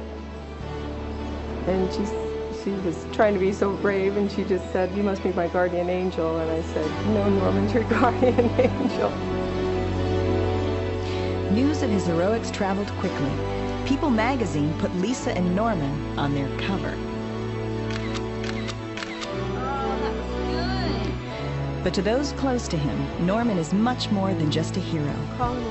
Miraculously, his blindness did not prevent him from saving a drowning girl. I knew that he was my guardian angel, that someone had sent him to save me. It really was a miracle how it all came together. I think maybe God does that to get your attention and maybe to humble us a little. For Lisa, the experience prompted her to express her feelings in song. No, they cannot see me. I feel as if they know me. I think I take things more seriously now. I don't just let things fly by. I just know that my life is important, because if it wasn't, I wouldn't be here. And I owe my life to you. Coming up on It's a Miracle, a freak accident of nature, and the unbelievable story that follows. And later, a young boy lost in the wilderness of the Colorado Rockies fights to survive the night in freezing temperatures, until he wakes to discover mysterious visitors. When It's a Miracle continues. It's a miracle. The awesome power contained in a single bolt of lightning is terrifying. It can rip a tree in half, even shatter solid stone. It isn't hard to imagine the damage it can do when it strikes a human being. Lightning. It's one of the most powerful and terrifying forces of nature. Every year, more than 100 people are struck and killed by lightning. Although the chances of being hit are only 1 in millions, the chances of survival are even less. We're going to drop Dad's watch off and get it repaired. On a warm summer day in 1983, Renee Smith left her home in Lincolnton, Georgia for what she thought would be a normal trip to the shopping mall. Jessica was sitting in the front seat and the baby was in the back seat in the car seats. Jessica was fixing to start kindergarten, so I went to get some school clothes and just to have something to do. The temperature was around 105 degrees that day, and it was cloudy, but I didn't think about a thunderstorm. We had just moved from the mountains of North Carolina, and I hadn't encountered lightning like we see it here. As Renee pulled into the parking lot, a torrential rain began to pour. We were talking about if she was nervous going to school and what she wanted to buy, and it was just a typical day. And that's the last thing I remember.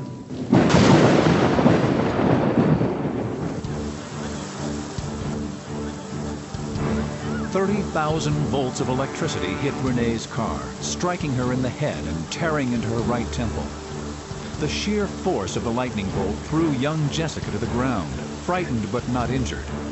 and baby Sarah escaped unharmed.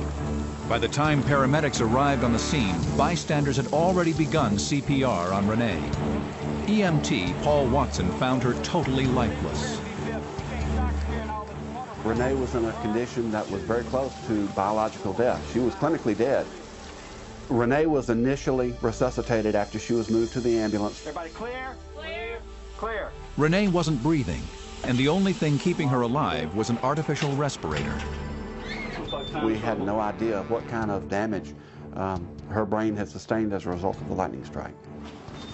She was rushed to a local hospital. Her heart was beating on its own, but she had no signs of consciousness. She had no eye movement. She had no signs of life whatsoever.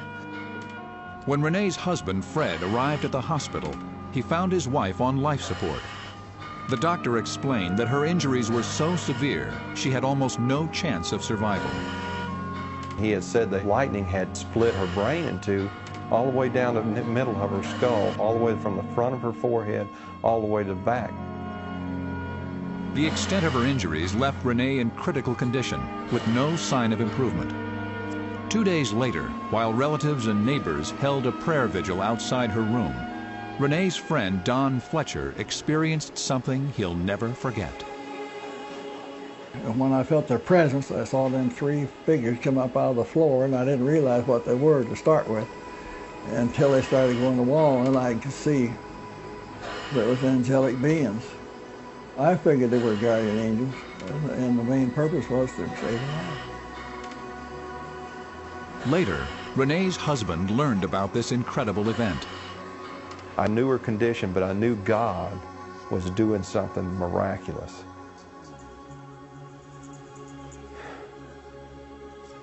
And I was excited about that. The next day, when Fred arrived at the hospital, he found Renee conscious and off life support.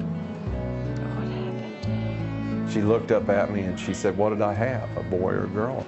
I said, "You've not had any boy or girl." I said, "You were hit by lightning." He told her that at one point she had been declared clinically dead. And I said, I was dead. I don't remember anything. It was like I was in a deep sleep, a real peaceful deep sleep. Doctors still cannot explain Renee's miraculous recovery, but her friends and family firmly believe that a force even more powerful than lightning brought her back to life. She's a walking, breathing miracle. In fact, her young daughter is a living, breathing miracle too. Both of them are.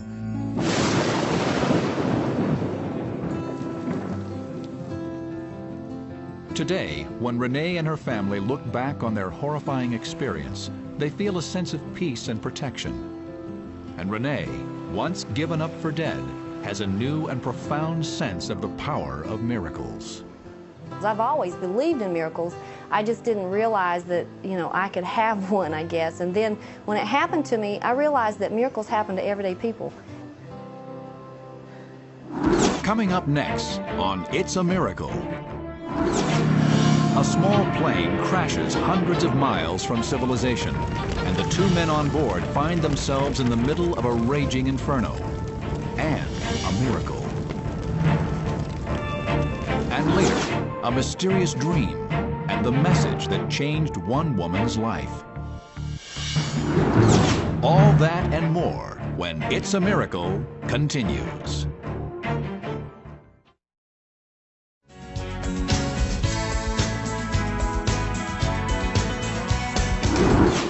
Our next story is an extraordinary tale of survival that takes place in a wilderness so distant and remote that when disaster strikes, no one can possibly come to the rescue.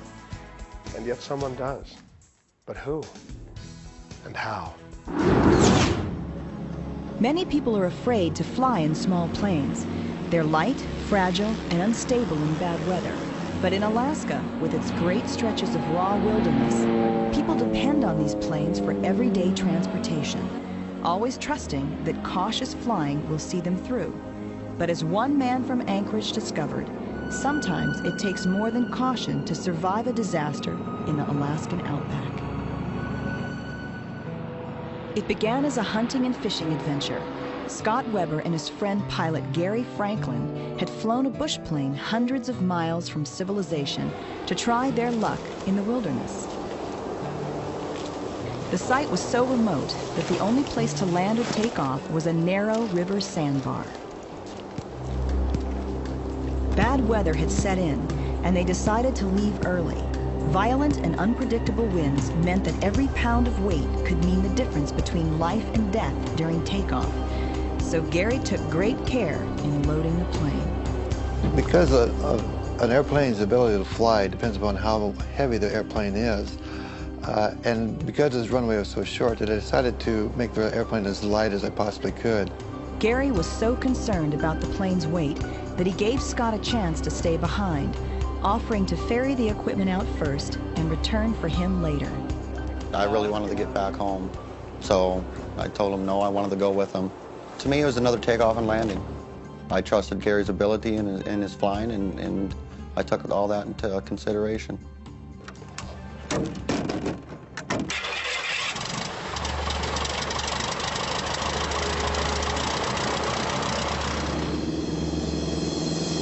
The plane lifted off normally, and for a brief moment, Gary and Scott thought they were safely airborne. I just pulled back on the stick, and the airplane gently came up into the sky. And then all of a sudden, just fell out of the sky, landed in the river. As we were skidding, there was an explosion at the same time. It was just like one big jolt, but you didn't really pay attention to that because you're on fire. As the plane ground to a halt on a rocky sandbar, the situation looked hopeless. The flame started spreading the moment we hit the sandbar. Basically, the whole airplane was just engulfed in flames. Pretty soon, the whole cockpit's filled with smoke, fire. It was hot. Nothing that you ever want to ever feel. If you imagine yourself burning your finger, well, times that by like 200. Gary tumbled from the plane within seconds of landing and ran for the water. But Scott, unable to unfasten his seatbelt, fought the flames as long as he could. I couldn't move. I was strapped in. I couldn't feel anything because my hands were being burned. I just leaned up.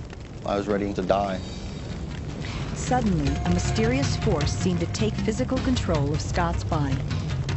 I felt the seatbelt break loose. I felt a pull, and it was just like somebody pulling you. I didn't see anything. I didn't hear anything. It was just just the slightest motion, just pulling me that way. The next thing Scott remembers, he was standing next to the plane in shock as Gary threw him to the ground to put out his flames. Finally, Gary dragged him to the river where he doused him with water. When Scott tried to thank Gary for helping him out of the plane, he found he owed his life to someone or something else. I said, thanks for pulling me out of the plane. And he told me he didn't have nothing to do with it. He never pulled me out. What was this mysterious force that pulled Scott Weber out of his safety belt and out of a burning plane? Could it be related to his mother's experience more than 2,000 miles away in Aberdeen, South Dakota? Donna Weber woke up with a start. Well, it was just like a sudden bolt. My eyes just kind of popped open, and I just knew that there was trouble and that there was something wrong. And I knew it was about Scott because before that I had been dreaming about him. Donna sensed that her son desperately needed help, but he was thousands of miles away. So Donna did the only thing she could. She looked for guidance. So I just knelt by the side of the bed and said my prayer to protect Scott and to take care of him. Is a son alive today because of his mother's desperate plea for help? Both men sustained burns over 50% of their bodies, yet in spite of doctors' predictions, they survived and recovered. Scott believes the answer to the mystery is a simple one.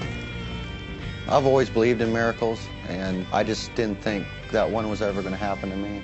People say that there's guardian angels watching over them. And it just happens that mine is on the ground and lives in South Dakota. Coming right up on It's a Miracle. A rescue team searches through the night in the Colorado High Country for a young boy lost in the freezing darkness. Discover his mysterious visitors. Next on It's a Miracle. It's a miracle. Very few people can explain the mysterious behavior of some animals, and even fewer can explain what you're about to see.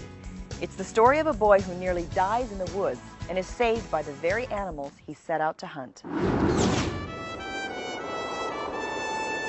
The Eagle's Nest Wilderness Area in Colorado's Rocky Mountain National Forest is known for its rugged beauty.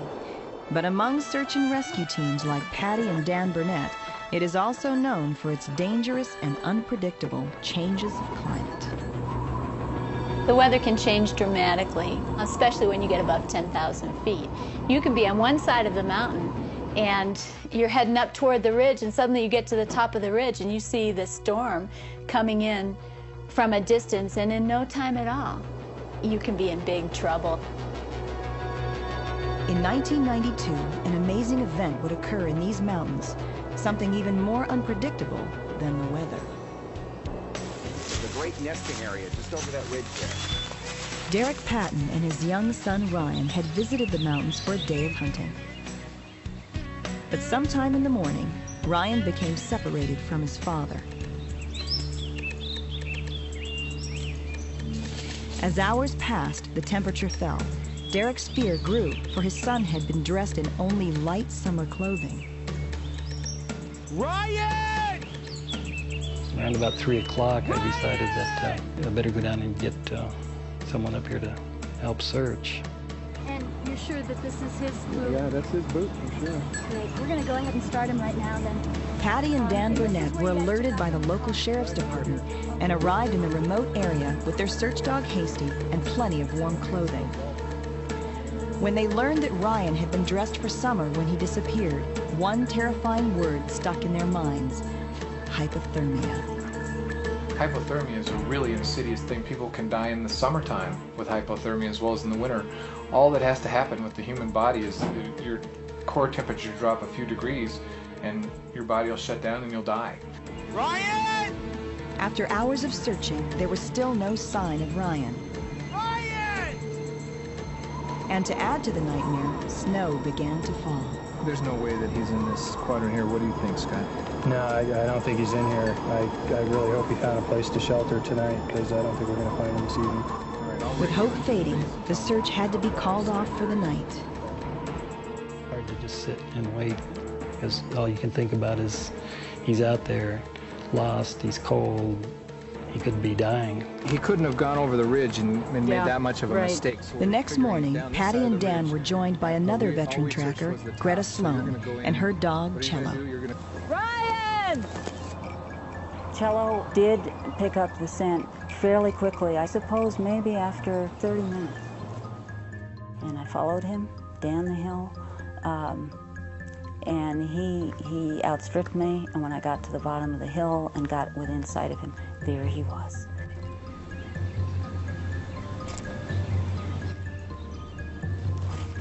I offered him water, I gave him some food, and at that point he was indeed in a dangerous state of hypothermia.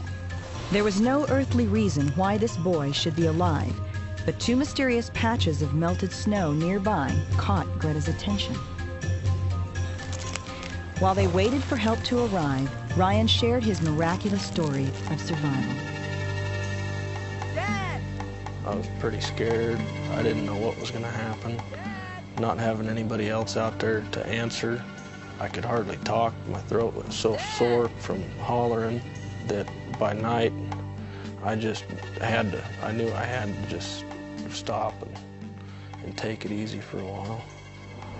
Terrified, alone, and freezing, Ryan knew he needed to find shelter.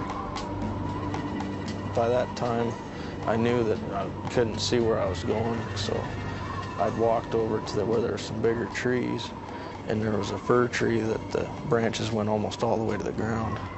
So I climbed underneath that so that I'd have as much cover as I could. Exhausted, Ryan fell asleep. Sometime in the middle of the night, a strange noise woke him. As his eyes adjusted to the dark, he saw that there were 2 large elk nearby. Go away! He tried throwing sticks and pine cones to chase them away, but they kept coming back. Each time they returned, they came closer and closer. Finally, they did something that goes against the very nature of wild animals. They laid down next to the boy and stayed with him throughout the night. They lay close enough to him all night to keep him warm. And that is how he survived. Rescuers were skeptical of Ryan's story until they saw the area where the young boy had slept.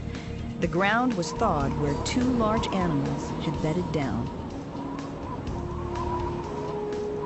He would have been dead if it wouldn't have been for the extra heat source of 2 big animals laying down beside him. I believe his story is true. And one of the reasons I believe it is because I think it's totally impossible for him to have survived if it weren't. Okay, Ryan. Safe now.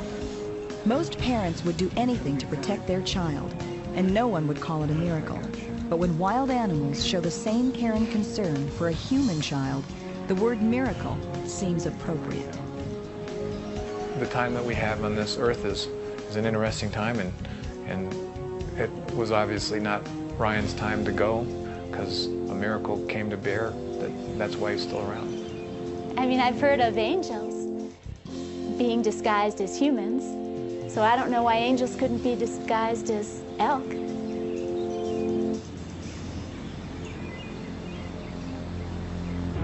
Next on It's a Miracle. An unexplained vision in the middle of the night. Find out the message that changed 2 lives forever. When It's a Miracle continues.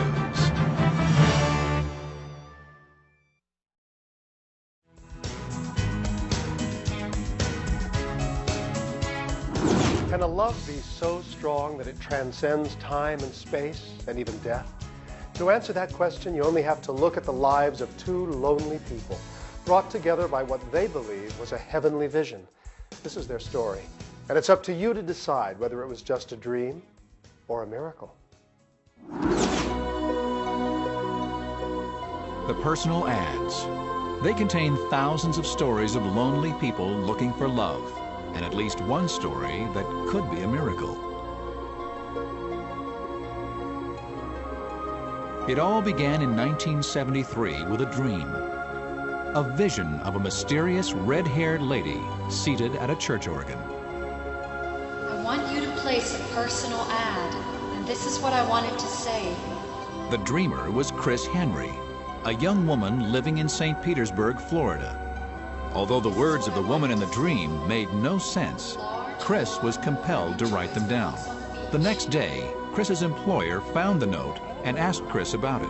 And she came out and she said, "What's this?" I said, "It was just a dream of this lady. She was telling me to write this ad and to put it into publish it into a paper."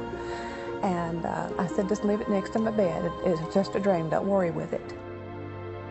But Chris's boss took matters into her own hands and sent the note to the local classifieds. A few nights later, the persistent figure returned to Chris's dreams. This time, her message was even more specific. Respond only to the typewritten letter. The next day, Chris told her boss about the second encounter. I said, "Guess what? I had another dream about that pretty lady with the red hair in front of the organ. She told me to only respond to the typewritten letter." And Doris started laughing because she said, "Well, I put it in publication." 2 weeks later, a large envelope arrived with over 65 responses to the personal ad. To Chris's amazement, there was only one typewritten letter. It was from Jim Kelly. I actually wrote it out first, and then I typed it after. Well, it'll look more professional, and those type columns, you're a little leery anyway. If it comes in as a typed letter, possibility you have a chance, you know, that person will talk to you, and that's what I did. After several telephone conversations, Chris and Jim finally made a date to go dancing. When I first saw her, you know, it was just, she was so beautiful, and I said, well, this will be a one-shot date, because, you know, I said, I'm not going to be able to compete with this. When I saw him, he was the most romantic-looking man I'd ever seen in my life. There was something there. It was almost like a spiritual connection, because everything just clicked. Almost like a soulmate type situation. You'd found somebody you were very attracted to. If he would have said, do you want to marry me? I'd say yes, right then and there. And that's how I felt. Chris and Jim fell deeply in love and were married 3 years later. The newlywed couple was very aware that a miraculous sequence of events had brought them together. But there is one more incredible event in their story. While visiting Jim's mother, Chris paged through a family album when she noticed a photograph that took her breath away. There was the woman with the red hair looking right at me, and I said, that's her. That's the lady in my dream. She's the one that told me what to say. Another photograph showed the same woman standing next to Jim. Chris was shocked and asked Jim who she was. Chris had mentioned, she says, well, that's the lady that was in my dream. And, you know, I became real emotional about it. As I said, that's, you know, that's my wife died of cancer.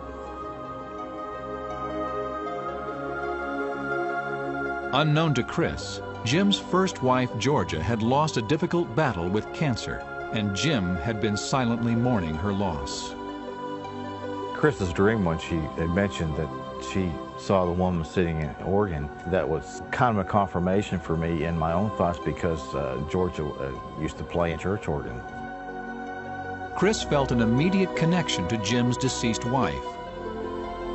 The love that I had for this woman, it was an honor to be directed and led by her, and to be picked by her to be with Jim. Both Jim and Chris were convinced that her dreams were a message of love and proof that miracles do happen. I think this happened because Georgia basically wanted me to continue on in a relationship and not just wander in the desert like the nomads. I guess she knew that I would be his best friend. I would take care of him and make sure that he was loved, and that's all he would ever know. This story definitely, as a miracle itself, demonstrates that, you know, love goes beyond the grave. It still continues. Her influence has been there with us all these years. They had a very special marriage. And to know that I'm handpicked by Spirit, you can't get better than that.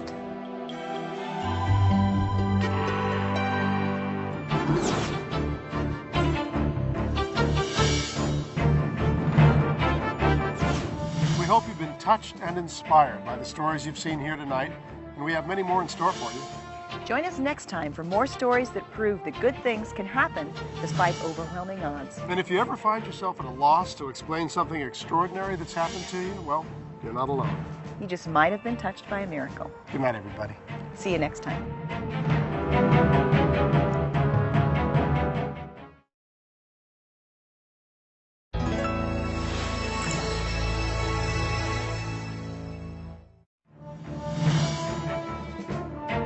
On this edition of It's a Miracle, take a terrifying journey inside a violent tornado. And I thought, man, you got to get out of here. And follow the amazing series of events that lead to a miracle. Then, a common childhood illness turns deadly. His neck was being held at a very unusual, difficult position, twisting so much the doctors were very concerned that it would actually snap his spinal cord. When every available medical procedure fails to save his life, a desperate mother finds another cure. A family's vacation to the Grand Canyon turns into a day of terror until a mysterious force comes to the rescue. Plus, for the son of legendary baseball hero Roberto Clemente, tragedy follows him everywhere. Starting with his father's death in a mysterious plane crash to the senseless murder of his girlfriend's father, The story of what happens after she's placed into the witness protection program is one that will make you believe in miracles. And a frightening dream becomes a real-life nightmare. The story of one woman's narrow escape from death. It started as a run in the park, but ended as a race against time. I heard like a cat noise, like a meow noise. The shocking discovery of a baby buried alive. See all these incredible stories and more on It's a Miracle. Oh, it's a miracle, happening to everyday people, changing their lives forever.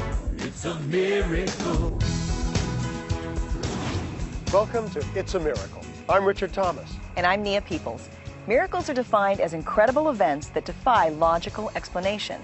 And that precisely describes the kinds of stories we'll be sharing with you tonight. Whether you believe in miracles or not, these stories will certainly make you wonder. And you'll hear them firsthand from the real people who experience them. People who are convinced that sometimes the world can work in miraculous ways.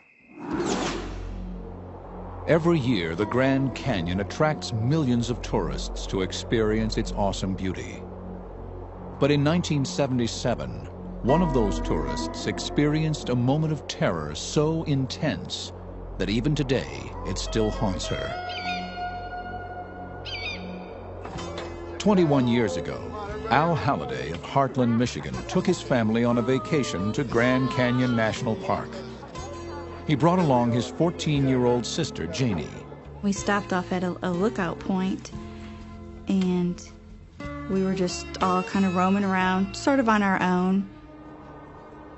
In spite of warnings posted along the rim, Janie was determined to get a good photograph of the canyon floor. A dangerous shot that could only be taken beyond the guardrail. As soon as she stepped past the barrier, her nightmare began. I had taken a few photographs just looking out, but I wanted one looking down to show the depth of this canyon. All of a sudden, my feet just came out from under me. Whoa! Janie hurtled down the steep cliff towards certain death, when suddenly her body came to a mysterious, abrupt stop. I just thought, this is strange. You know, what stopped me? There wasn't anything that I did. Ow! Help me! Above her, on the overlook, Janie's family was in a state of shock. They couldn't hear her cries for help and could only imagine that she had fallen thousands of feet. My wife was screaming, my sister-in-law was screaming. As I was leaning out, looking over, I couldn't see her, I couldn't even see the bottom. Janie! You know, it's one of those moments of sheer panic. You know, what do you do? Where did she go? Help! Please, somebody help me! Janie tried to work her way up the steep embankment, but with each movement, she risked losing her footing and plunging down the side of the cliff. I can remember looking up at the top, but it was so steep you could not see the top. And I just sat there for a few minutes and just thought, you know, how am I supposed to get back up? Desperate and frightened, Janie continued to push herself up the steep cliff. But she was in an impossible situation. There was no way that she could do this on her own. Janie has no idea how it happened. But one moment she was hopelessly trapped on the side of the canyon. And the next, she found herself back at the top. I don't remember actually moving up, but I remember I knew something strange had happened. My family, as soon as they saw me, they all just came running, and they were crying, and I was crying, and we just hugged. When Janie returned home, she shared her terrifying experience with her mother, Shirley. And that's when she discovered a possible explanation for what had happened. At the exact moment she was hanging for her life from the side of the cliff, her mother, over 1,500 miles away, experienced a powerful premonition. I knew that Janie was going to die. I couldn't stop sobbing. As quickly as her feeling of panic had arrived, it suddenly left. I stopped crying. A peace just came over me, and I couldn't imagine why I had this premonition. I didn't even know where they were. Years later, Shirley traveled to the exact spot where her daughter had nearly died. And I walked the trails and went out to the lookout points. Anyone that ever goes over that edge, there is no way they can ever get back to the top without some miracle. From that time on, I felt safe always. You know, that I did have a guardian angel that was watching over me. Here, we'll all put our hands on the baby. Today, as Janie prepares to be a mother for the first time, she has no doubt that surviving a fall into the Grand Canyon was nothing short of a miracle. My guardian angel was the person that stopped me on that side of the cliff and brought me back up to the top safely. Faith just gets you through every day and every trial and tribulation.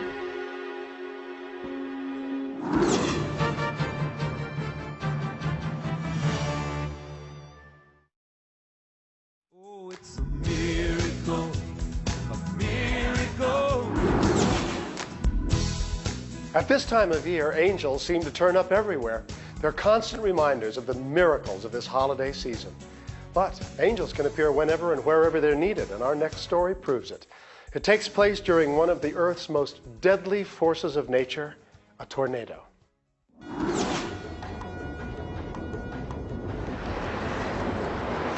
When a violent tornado struck Nashville, Tennessee without warning on May 18, 1995, it set in motion a series of incredible events that would change the lives of two complete strangers. Be happy to get back with you. Okay.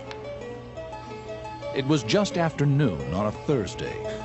Jan Nevy was working her shift as office manager at Haverty's furniture store when she looked out to see the sky turning an eerie shade of green.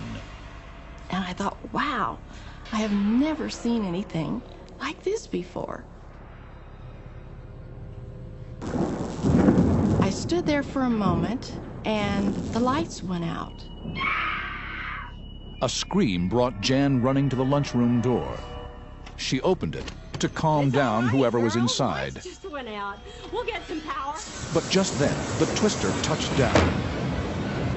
The heavy door slammed shut on Jan's hand, crushing it, trapping her in place, and exposing her to the full force of the tornado. The entire building literally exploded around me.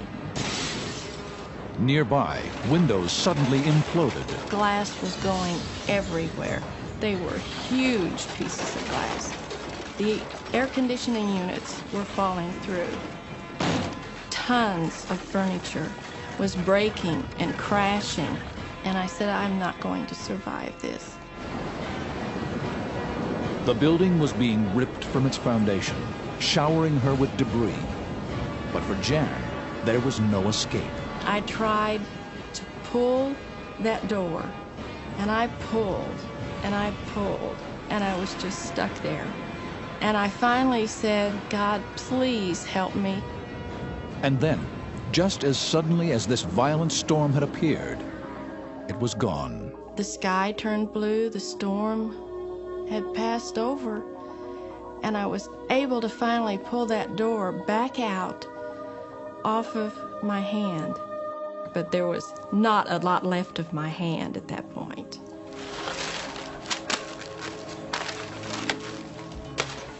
Jan was bleeding profusely, and she knew that if she didn't get help, she could die. But the phones were dead. The store and the entire neighborhood around it had been reduced to rubble. And outside, there wasn't a car or person in sight who could take her to a hospital. I could get no help, and no help could get to me. So I thought, I'll just go sit on the curb, and I'm going to bleed to death right here. This is the day that I'm going to die. Jan was completely alone. Only a miracle could save her now.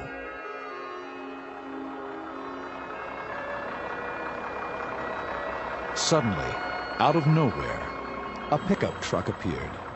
The driver, Robert Morgan, had absolutely no intention of being in Nashville that day. But something mysterious had forced him to change course, guiding him on a path that led directly to the furniture store. I looked around and all I seen was, down poles, power lines over all these cars, and I thought, man, you got to get out of here. And then all of a sudden, I looked around to my right, and there comes Jan up to the door. Can you take me to the hospital? Yes, ma'am. Robert was eager to help, but he wasn't from the Nashville area, and he had no idea where the nearest hospital was located. Thank you. Jan, still suffering from shock, was forced to become the navigator. And Jan was saying, please hurry. And I said, for some reason, I just said, no, it's time to stop. As he slammed on the brakes, a damaged live power line fell directly in front of them. A moment later, and they could have been electrocuted. Amazingly, there was still enough room for Robert and Jan to slip under the wire. But Robert and Jan's day of terror wasn't over yet. Oh, hurry, please. I'm bleeding so much. Jan's loss of blood had reached a critical stage. Robert struggled to remove his belt for her to use as a tourniquet as he sped through the tornado wreckage. Jan was bleeding real bad, and all I could think of was she's going to pass out on me, and then where will I be? Because I didn't know where I was going. In desperation, Robert used his cell phone to get directions. But those directions led him straight back into the path of the tornado. It was just tearing up everything in its path. I could still feel the wind shaking the truck. I mean, it just felt like it was going to flip over just any time. Suddenly, a section of roof filled with nails flew into the path of the truck. Robert braced himself for a blowout. But miraculously, the tires weren't damaged. The truck just seemed to be protected. Just like a big bowl or something was over top of it, just moving along with us. When they finally arrived at the hospital, Jan was rushed into surgery. Fearing the loss of her hand, she would encounter one last astonishing incident of good fortune. One of the nurses patted me on the shoulder and she said, this is your lucky day. How's she doing? She said, normally we don't have an orthopedic surgeon in surgery on a Thursday.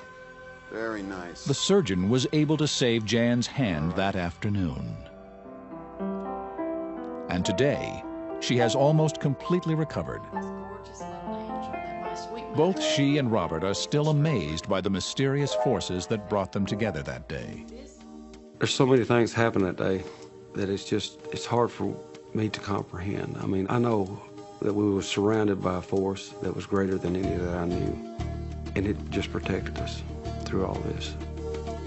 My life was spared due to a number of miracles that took place. There is no logical reason for my survival. But there may be another explanation. Jan believes that Robert was sent to her as a guardian angel. I would not be here today if it had not been for him.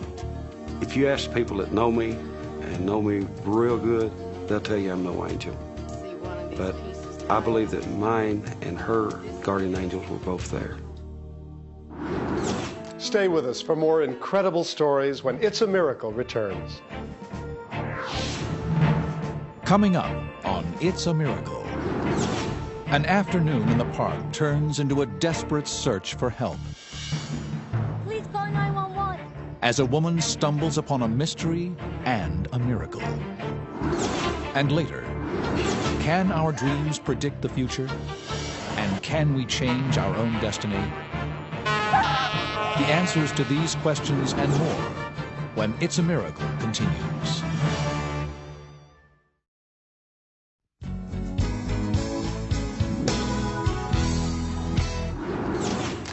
For me, the holidays are always much more fun when there are children around. It's the look on their faces when they see the presents under the tree, or when you tell them the story of Santa and his reindeer. They're always so full of wide-eyed wonder. Perhaps it's because they're able to see things that we as adults often overlook. The little boy in our next story has that ability, and now it's our turn to watch in wide-eyed wonder. In 1988, Jeffrey and Cheryl Hare had their first child, a boy. They named him Ryan in honor of another very special young man. I had had an adopted type brother named Ryan also, and he had died of cancer when he was 18. So that name was a very special name to us, so we didn't even consider another name for him. For 5 years, Ryan grew and developed like any normal child. And then in March 1994, he came down with the chickenpox. At first, his mother wasn't overly concerned about this common childhood illness, but then suddenly she realized that something was terribly wrong. Ryan's fever had soared to 106, and the red spots on his neck had begun to swell. He was immediately rushed to a local hospital and put under the care of Dr. Diane Foley. Ryan was critically ill. There was infection underneath the skin of his whole body. It actually spread all the way around his neck. And at that point, when there's swelling, what you worry about in your neck is that it will affect your airway, and you won't be able to breathe. The physicians told us that they were doing everything they could. They put him on all of the drugs. They told us that we should see some response within 24 to 48 hours. But 2 days later, Ryan was getting worse, not better.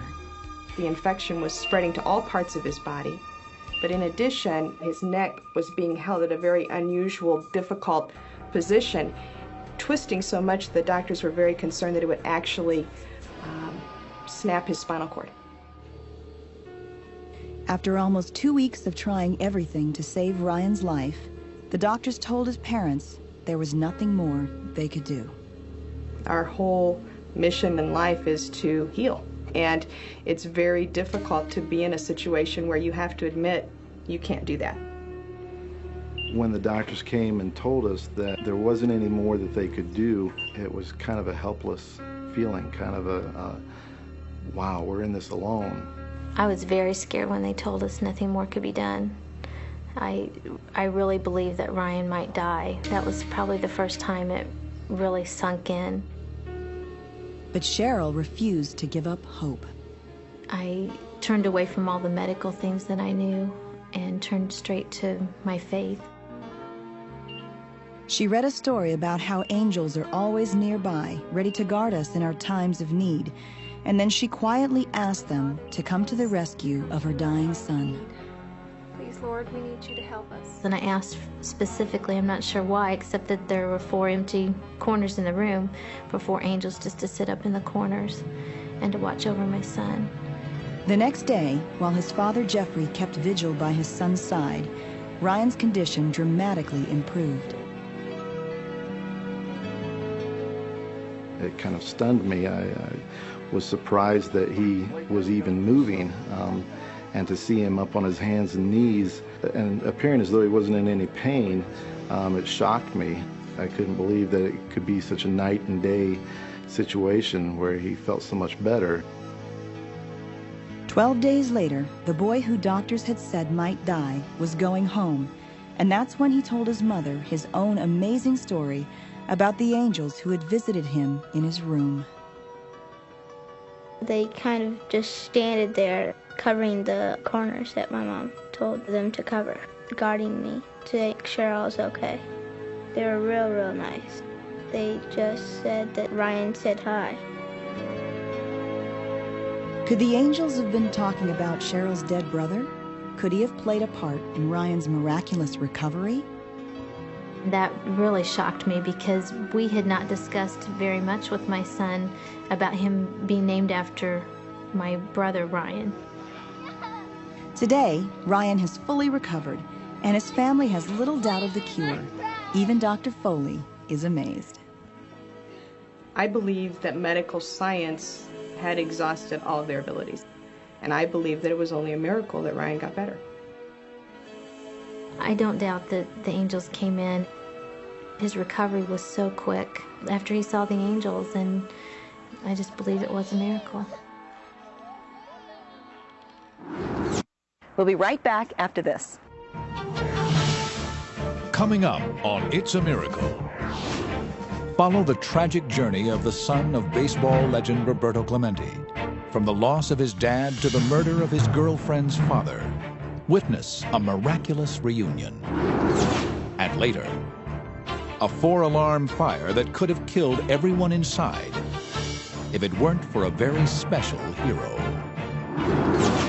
All that and more when It's a Miracle continues. It's a miracle. Mysterious visions, unexplained interventions, twists of fate that positively change an outcome of a human life. Some might call these miracles. And what you're about to see is one of these amazing stories.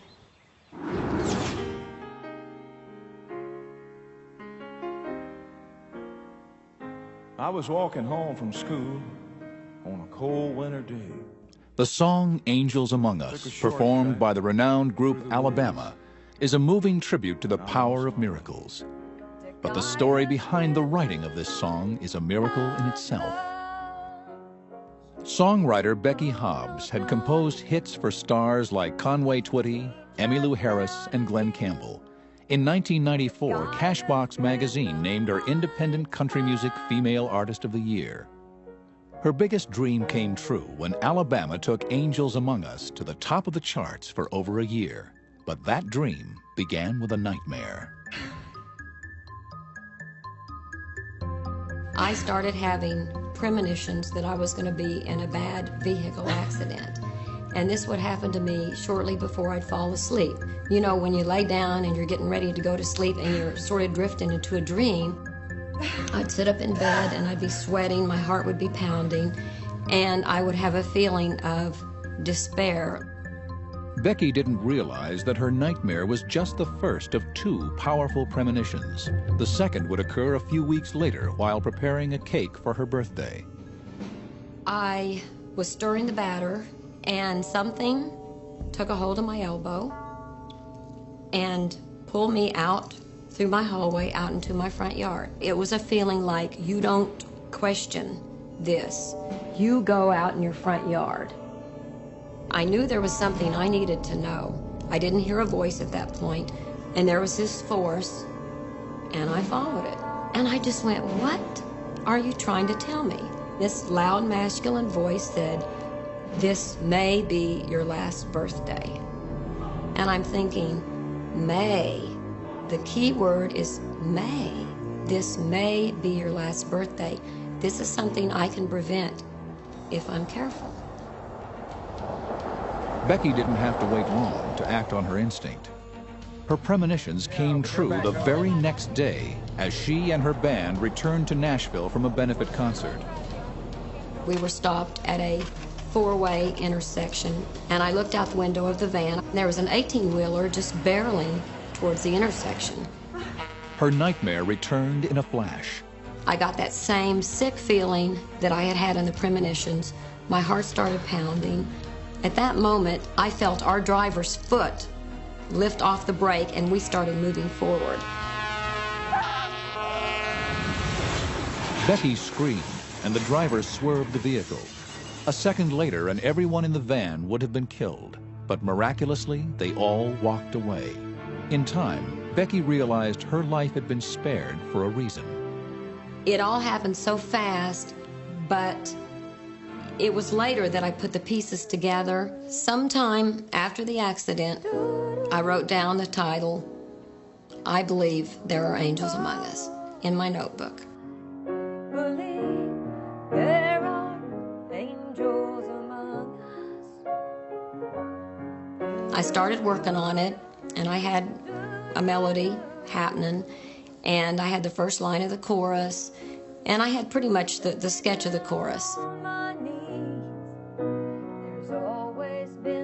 Sometimes when you're writing a song, you're rocking and you feel like you're on top of the world, and you feel like, yeah, I like this. This song was more like we were in awe of what was happening.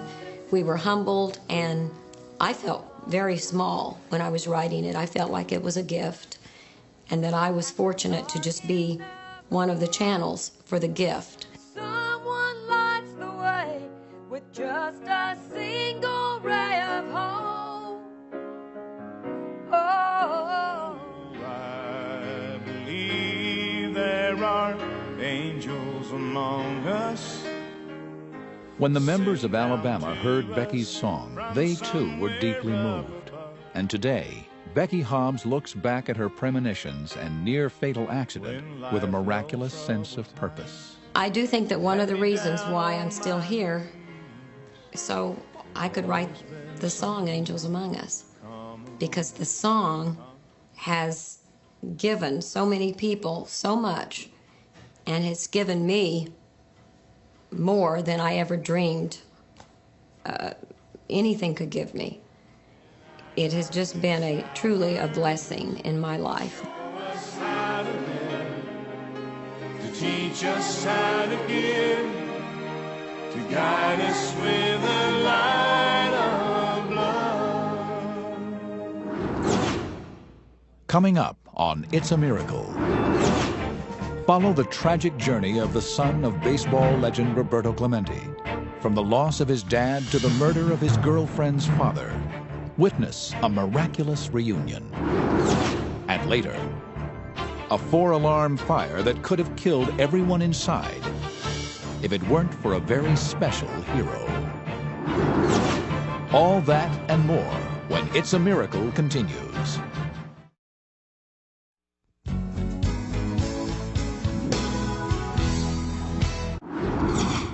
As we all know, animals, with the exception of parrots, aren't big talkers. But that doesn't mean they don't have something to say. Lynn Norley of Bryn Mawr, Pennsylvania, has a very special relationship with Rupert, her African gray parrot. There's definitely something magical about this bird. I mean, the bird just interacts with everyone in such a way that's so touching. He's just fantastic with his affection and his rapport and how he absolutely knows what's going on around him. Lynn acquired Rupert as a baby 12 years ago. Since then, the parrot has become a central part of her life. In fact, she literally wouldn't be alive today if it weren't for Rupert. It all began in February of 1998, when Lynn put Rupert in his cage for the night and went to bed herself. What she didn't know was that in just a few hours, she would wake to a living nightmare. I was lying there and I heard a very loud thud. Rupert fell off of his perch, and then I heard Rupert squawking very loudly, and it was definitely an alarm sound. I mean, there wasn't any doubt in my mind that there was a problem. She went to investigate, but got no further than the bedroom door. I was faced with a wall of smoke that was horrible smelling, and I couldn't see. She knew that Rupert was in danger, and not thinking of the consequences, she rushed to his rescue. When I got to the cage, I was extremely panicked, and I was sure that Rupert wouldn't make it. His parrots can take only a little bit of smoke. I couldn't find the door of the cage because I couldn't see, and I couldn't get a breath either. But somehow I fumbled and found the cage, and I grabbed Rupert out of the bottom. Lynn rushed outside for air before returning for her dogs, who were still trapped in the fire. She took a deep breath, tucked Rupert under her arm, and ran back into the smoke-filled house. The dogs were frantic, and in the middle of all the chaos, Lynn felt Rupert go lifeless in her arms. Oh, Rupert, no. I was sure that Rupert had died. I felt horrible because Rupert was such a part of my life for so long, and couldn't just drop Rupert on the floor, so I wrapped Rupert in a bathrobe and gave him the only burial I could at the moment. I put him in the bottom of the shower stall. Lynn could hear the flames crackling in the hallway outside the door. She put a wet shirt over her face, grabbed her dogs, and tried to make a run for it. I put Alex under my arm and grabbed Panther by the collar and planned on going out the bedroom door. But when I opened the door of the bedroom, I was hit with a wall of smoke and an explosion. And I realized then that the house was bursting into flames. And I knew I had to escape by one of the windows of my second-story bedroom.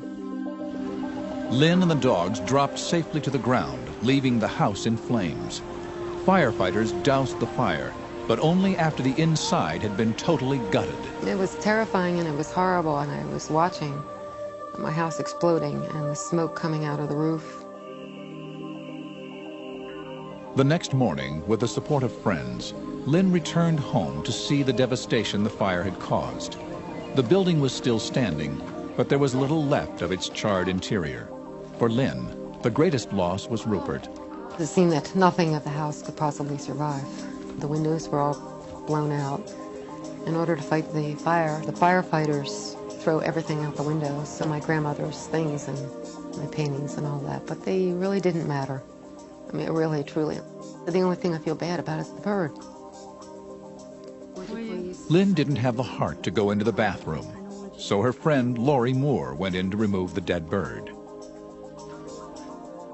After firefighters had doused the blaze, blackened debris had filled the shower. Lori pulled away the remains of crumbled walls. I started rummaging through the tile and the plaster and the fiberglass, moved some of it away and found Rupert plastered up in the corner looking at me. Rupert!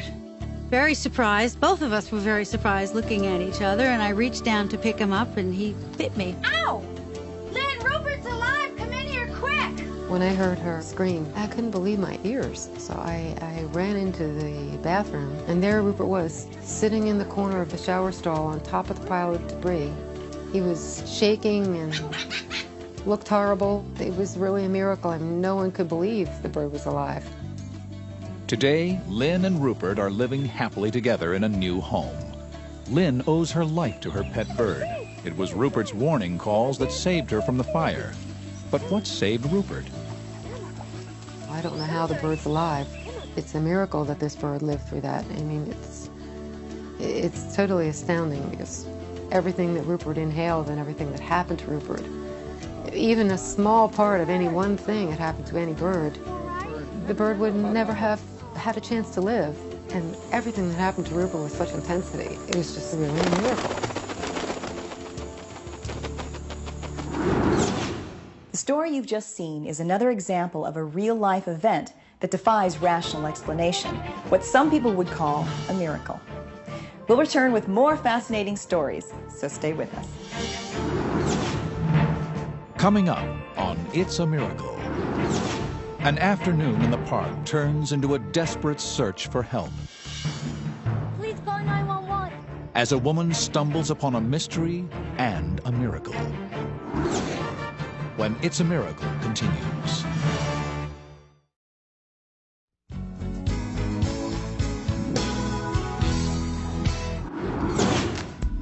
Being a mom and being pregnant, I have a schedule for everything. From exercise, to meals, to finding time to put my feet up. Routines give us comfort. The young woman in our next story didn't want to change her routine, but distractions in her day threw her off schedule. And as you're about to see, this unexpected change will result in an extraordinary rescue. On May 16, 1998, Azita Malanian was jogging with her dogs on a mountain trail in Altadena, California. An avid runner, Azita is dedicated to her daily ritual. But earlier that day, Azita's schedule had been repeatedly interrupted, and as the day wore on, she decided not to go for her daily run. When I finished, I said, it's getting too late, maybe I'll just go to the gym. And so I drove by the gym, and it was just feeling so sad suddenly, and I know when I feel sad, I have to go running. As soon as she started her run, Azita began to feel ill and decided to go home. While leaving, she found her dogs gathered around a strange patch of brush. Let's go! As Azita attempted to drag her dogs away, she was startled by a noise in the bushes. I heard like a cat noise, like a meow noise, and the two pointy things poked out of the ground. Come on, let's go! Come on, let's and go! I screaming from fear, I was shaking. Terrified, Azita ran back to the car with her dogs. But before she could leave, something drew her back to the strange spot in the woods. As I bending down and I looking what it is, and I look at this thing, it looks like a little baby feet. I just started moving the bushes, and I dig with my nail to move the dirt. After a few moments of digging, Azita uncovered the surprise of her life. In a panic, Azita flagged down a passing motorist who went to alert the authorities. Azita returned to the infant, desperately hoping that he would stay alive until help could arrive. I was yelling, please God, please, please, don't let him die. And he grabbed my wrist and he just didn't let go. It was so strong that it was just like telling me, don't let me go. By the time park rangers got the baby to Huntington Memorial Hospital, he was suffering from hypothermia. Dr. Ricardo Lieberman is the director of the Neonatal Intensive Care Unit. When the baby arrived to the hospital, he was critically ill. It was essentially a miracle this baby was alive at the time the baby was found by this lady and then brought by the paramedics to the hospital. Dr. Lieberman and the hospital staff named the baby boy Christian. The baby quickly recovered and was adopted by a loving family. There is no doubt that Azita's being guided on her run that day saved the precious life of a little boy. I truly believe it was a miracle, and if it was not of a higher force like God, neither me or anyone else would have found this child, and he would have never been alive to experience a love that he's getting from his new family. Have you ever been at a loss to explain a wondrous event that changed your life at a critical moment? Something over which you had no control, where perhaps some other force was at work? Well, that's just what the people in this next story would call a miracle. When Elsa Amador was 12 years old, living in Puerto Rico, she met a young boy, the son of Roberto Clemente, a legendary baseball player who had been tragically killed in a plane crash. Elsa and Roberto Jr. instantly felt a strong attraction to each other.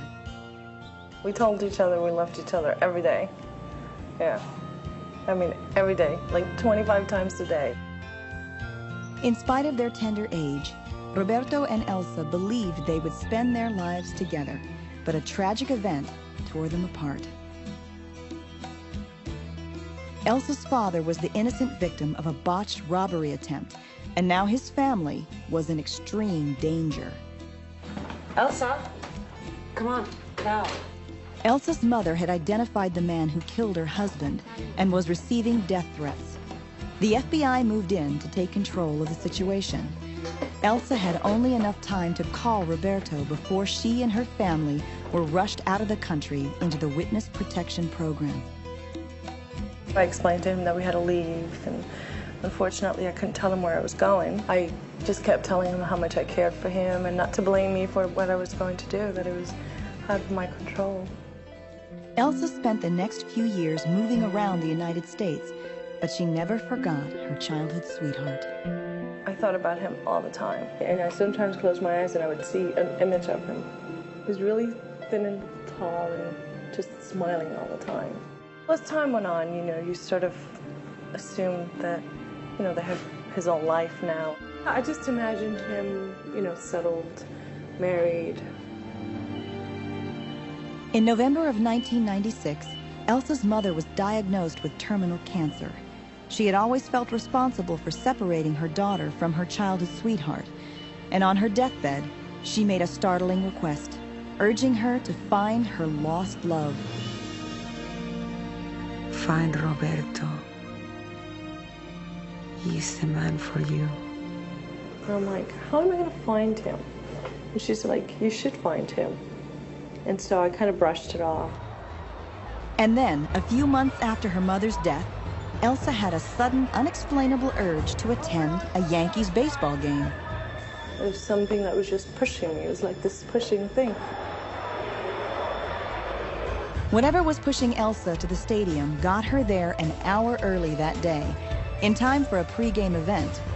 The Yankees were celebrating Hispanic Heritage Day, and there, center field, accepting an award for his father, was Elsa's long-lost love, Roberto Clemente Jr. It was really strange. What is he doing there?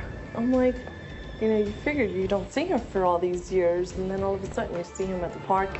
Elsa spent the next 9 innings of the game desperately trying to locate Roberto, but without success. The boy she had never forgotten, the man her mother begged her to find, was closer than he'd ever been in over 15 years, and still he was out of reach. Finally, a security guard gave her a possible lead, the number of a local sports cafe. Elsa called and left a message, and the next day, Roberto returned the call and arranged to meet again the woman he had been separated from years ago.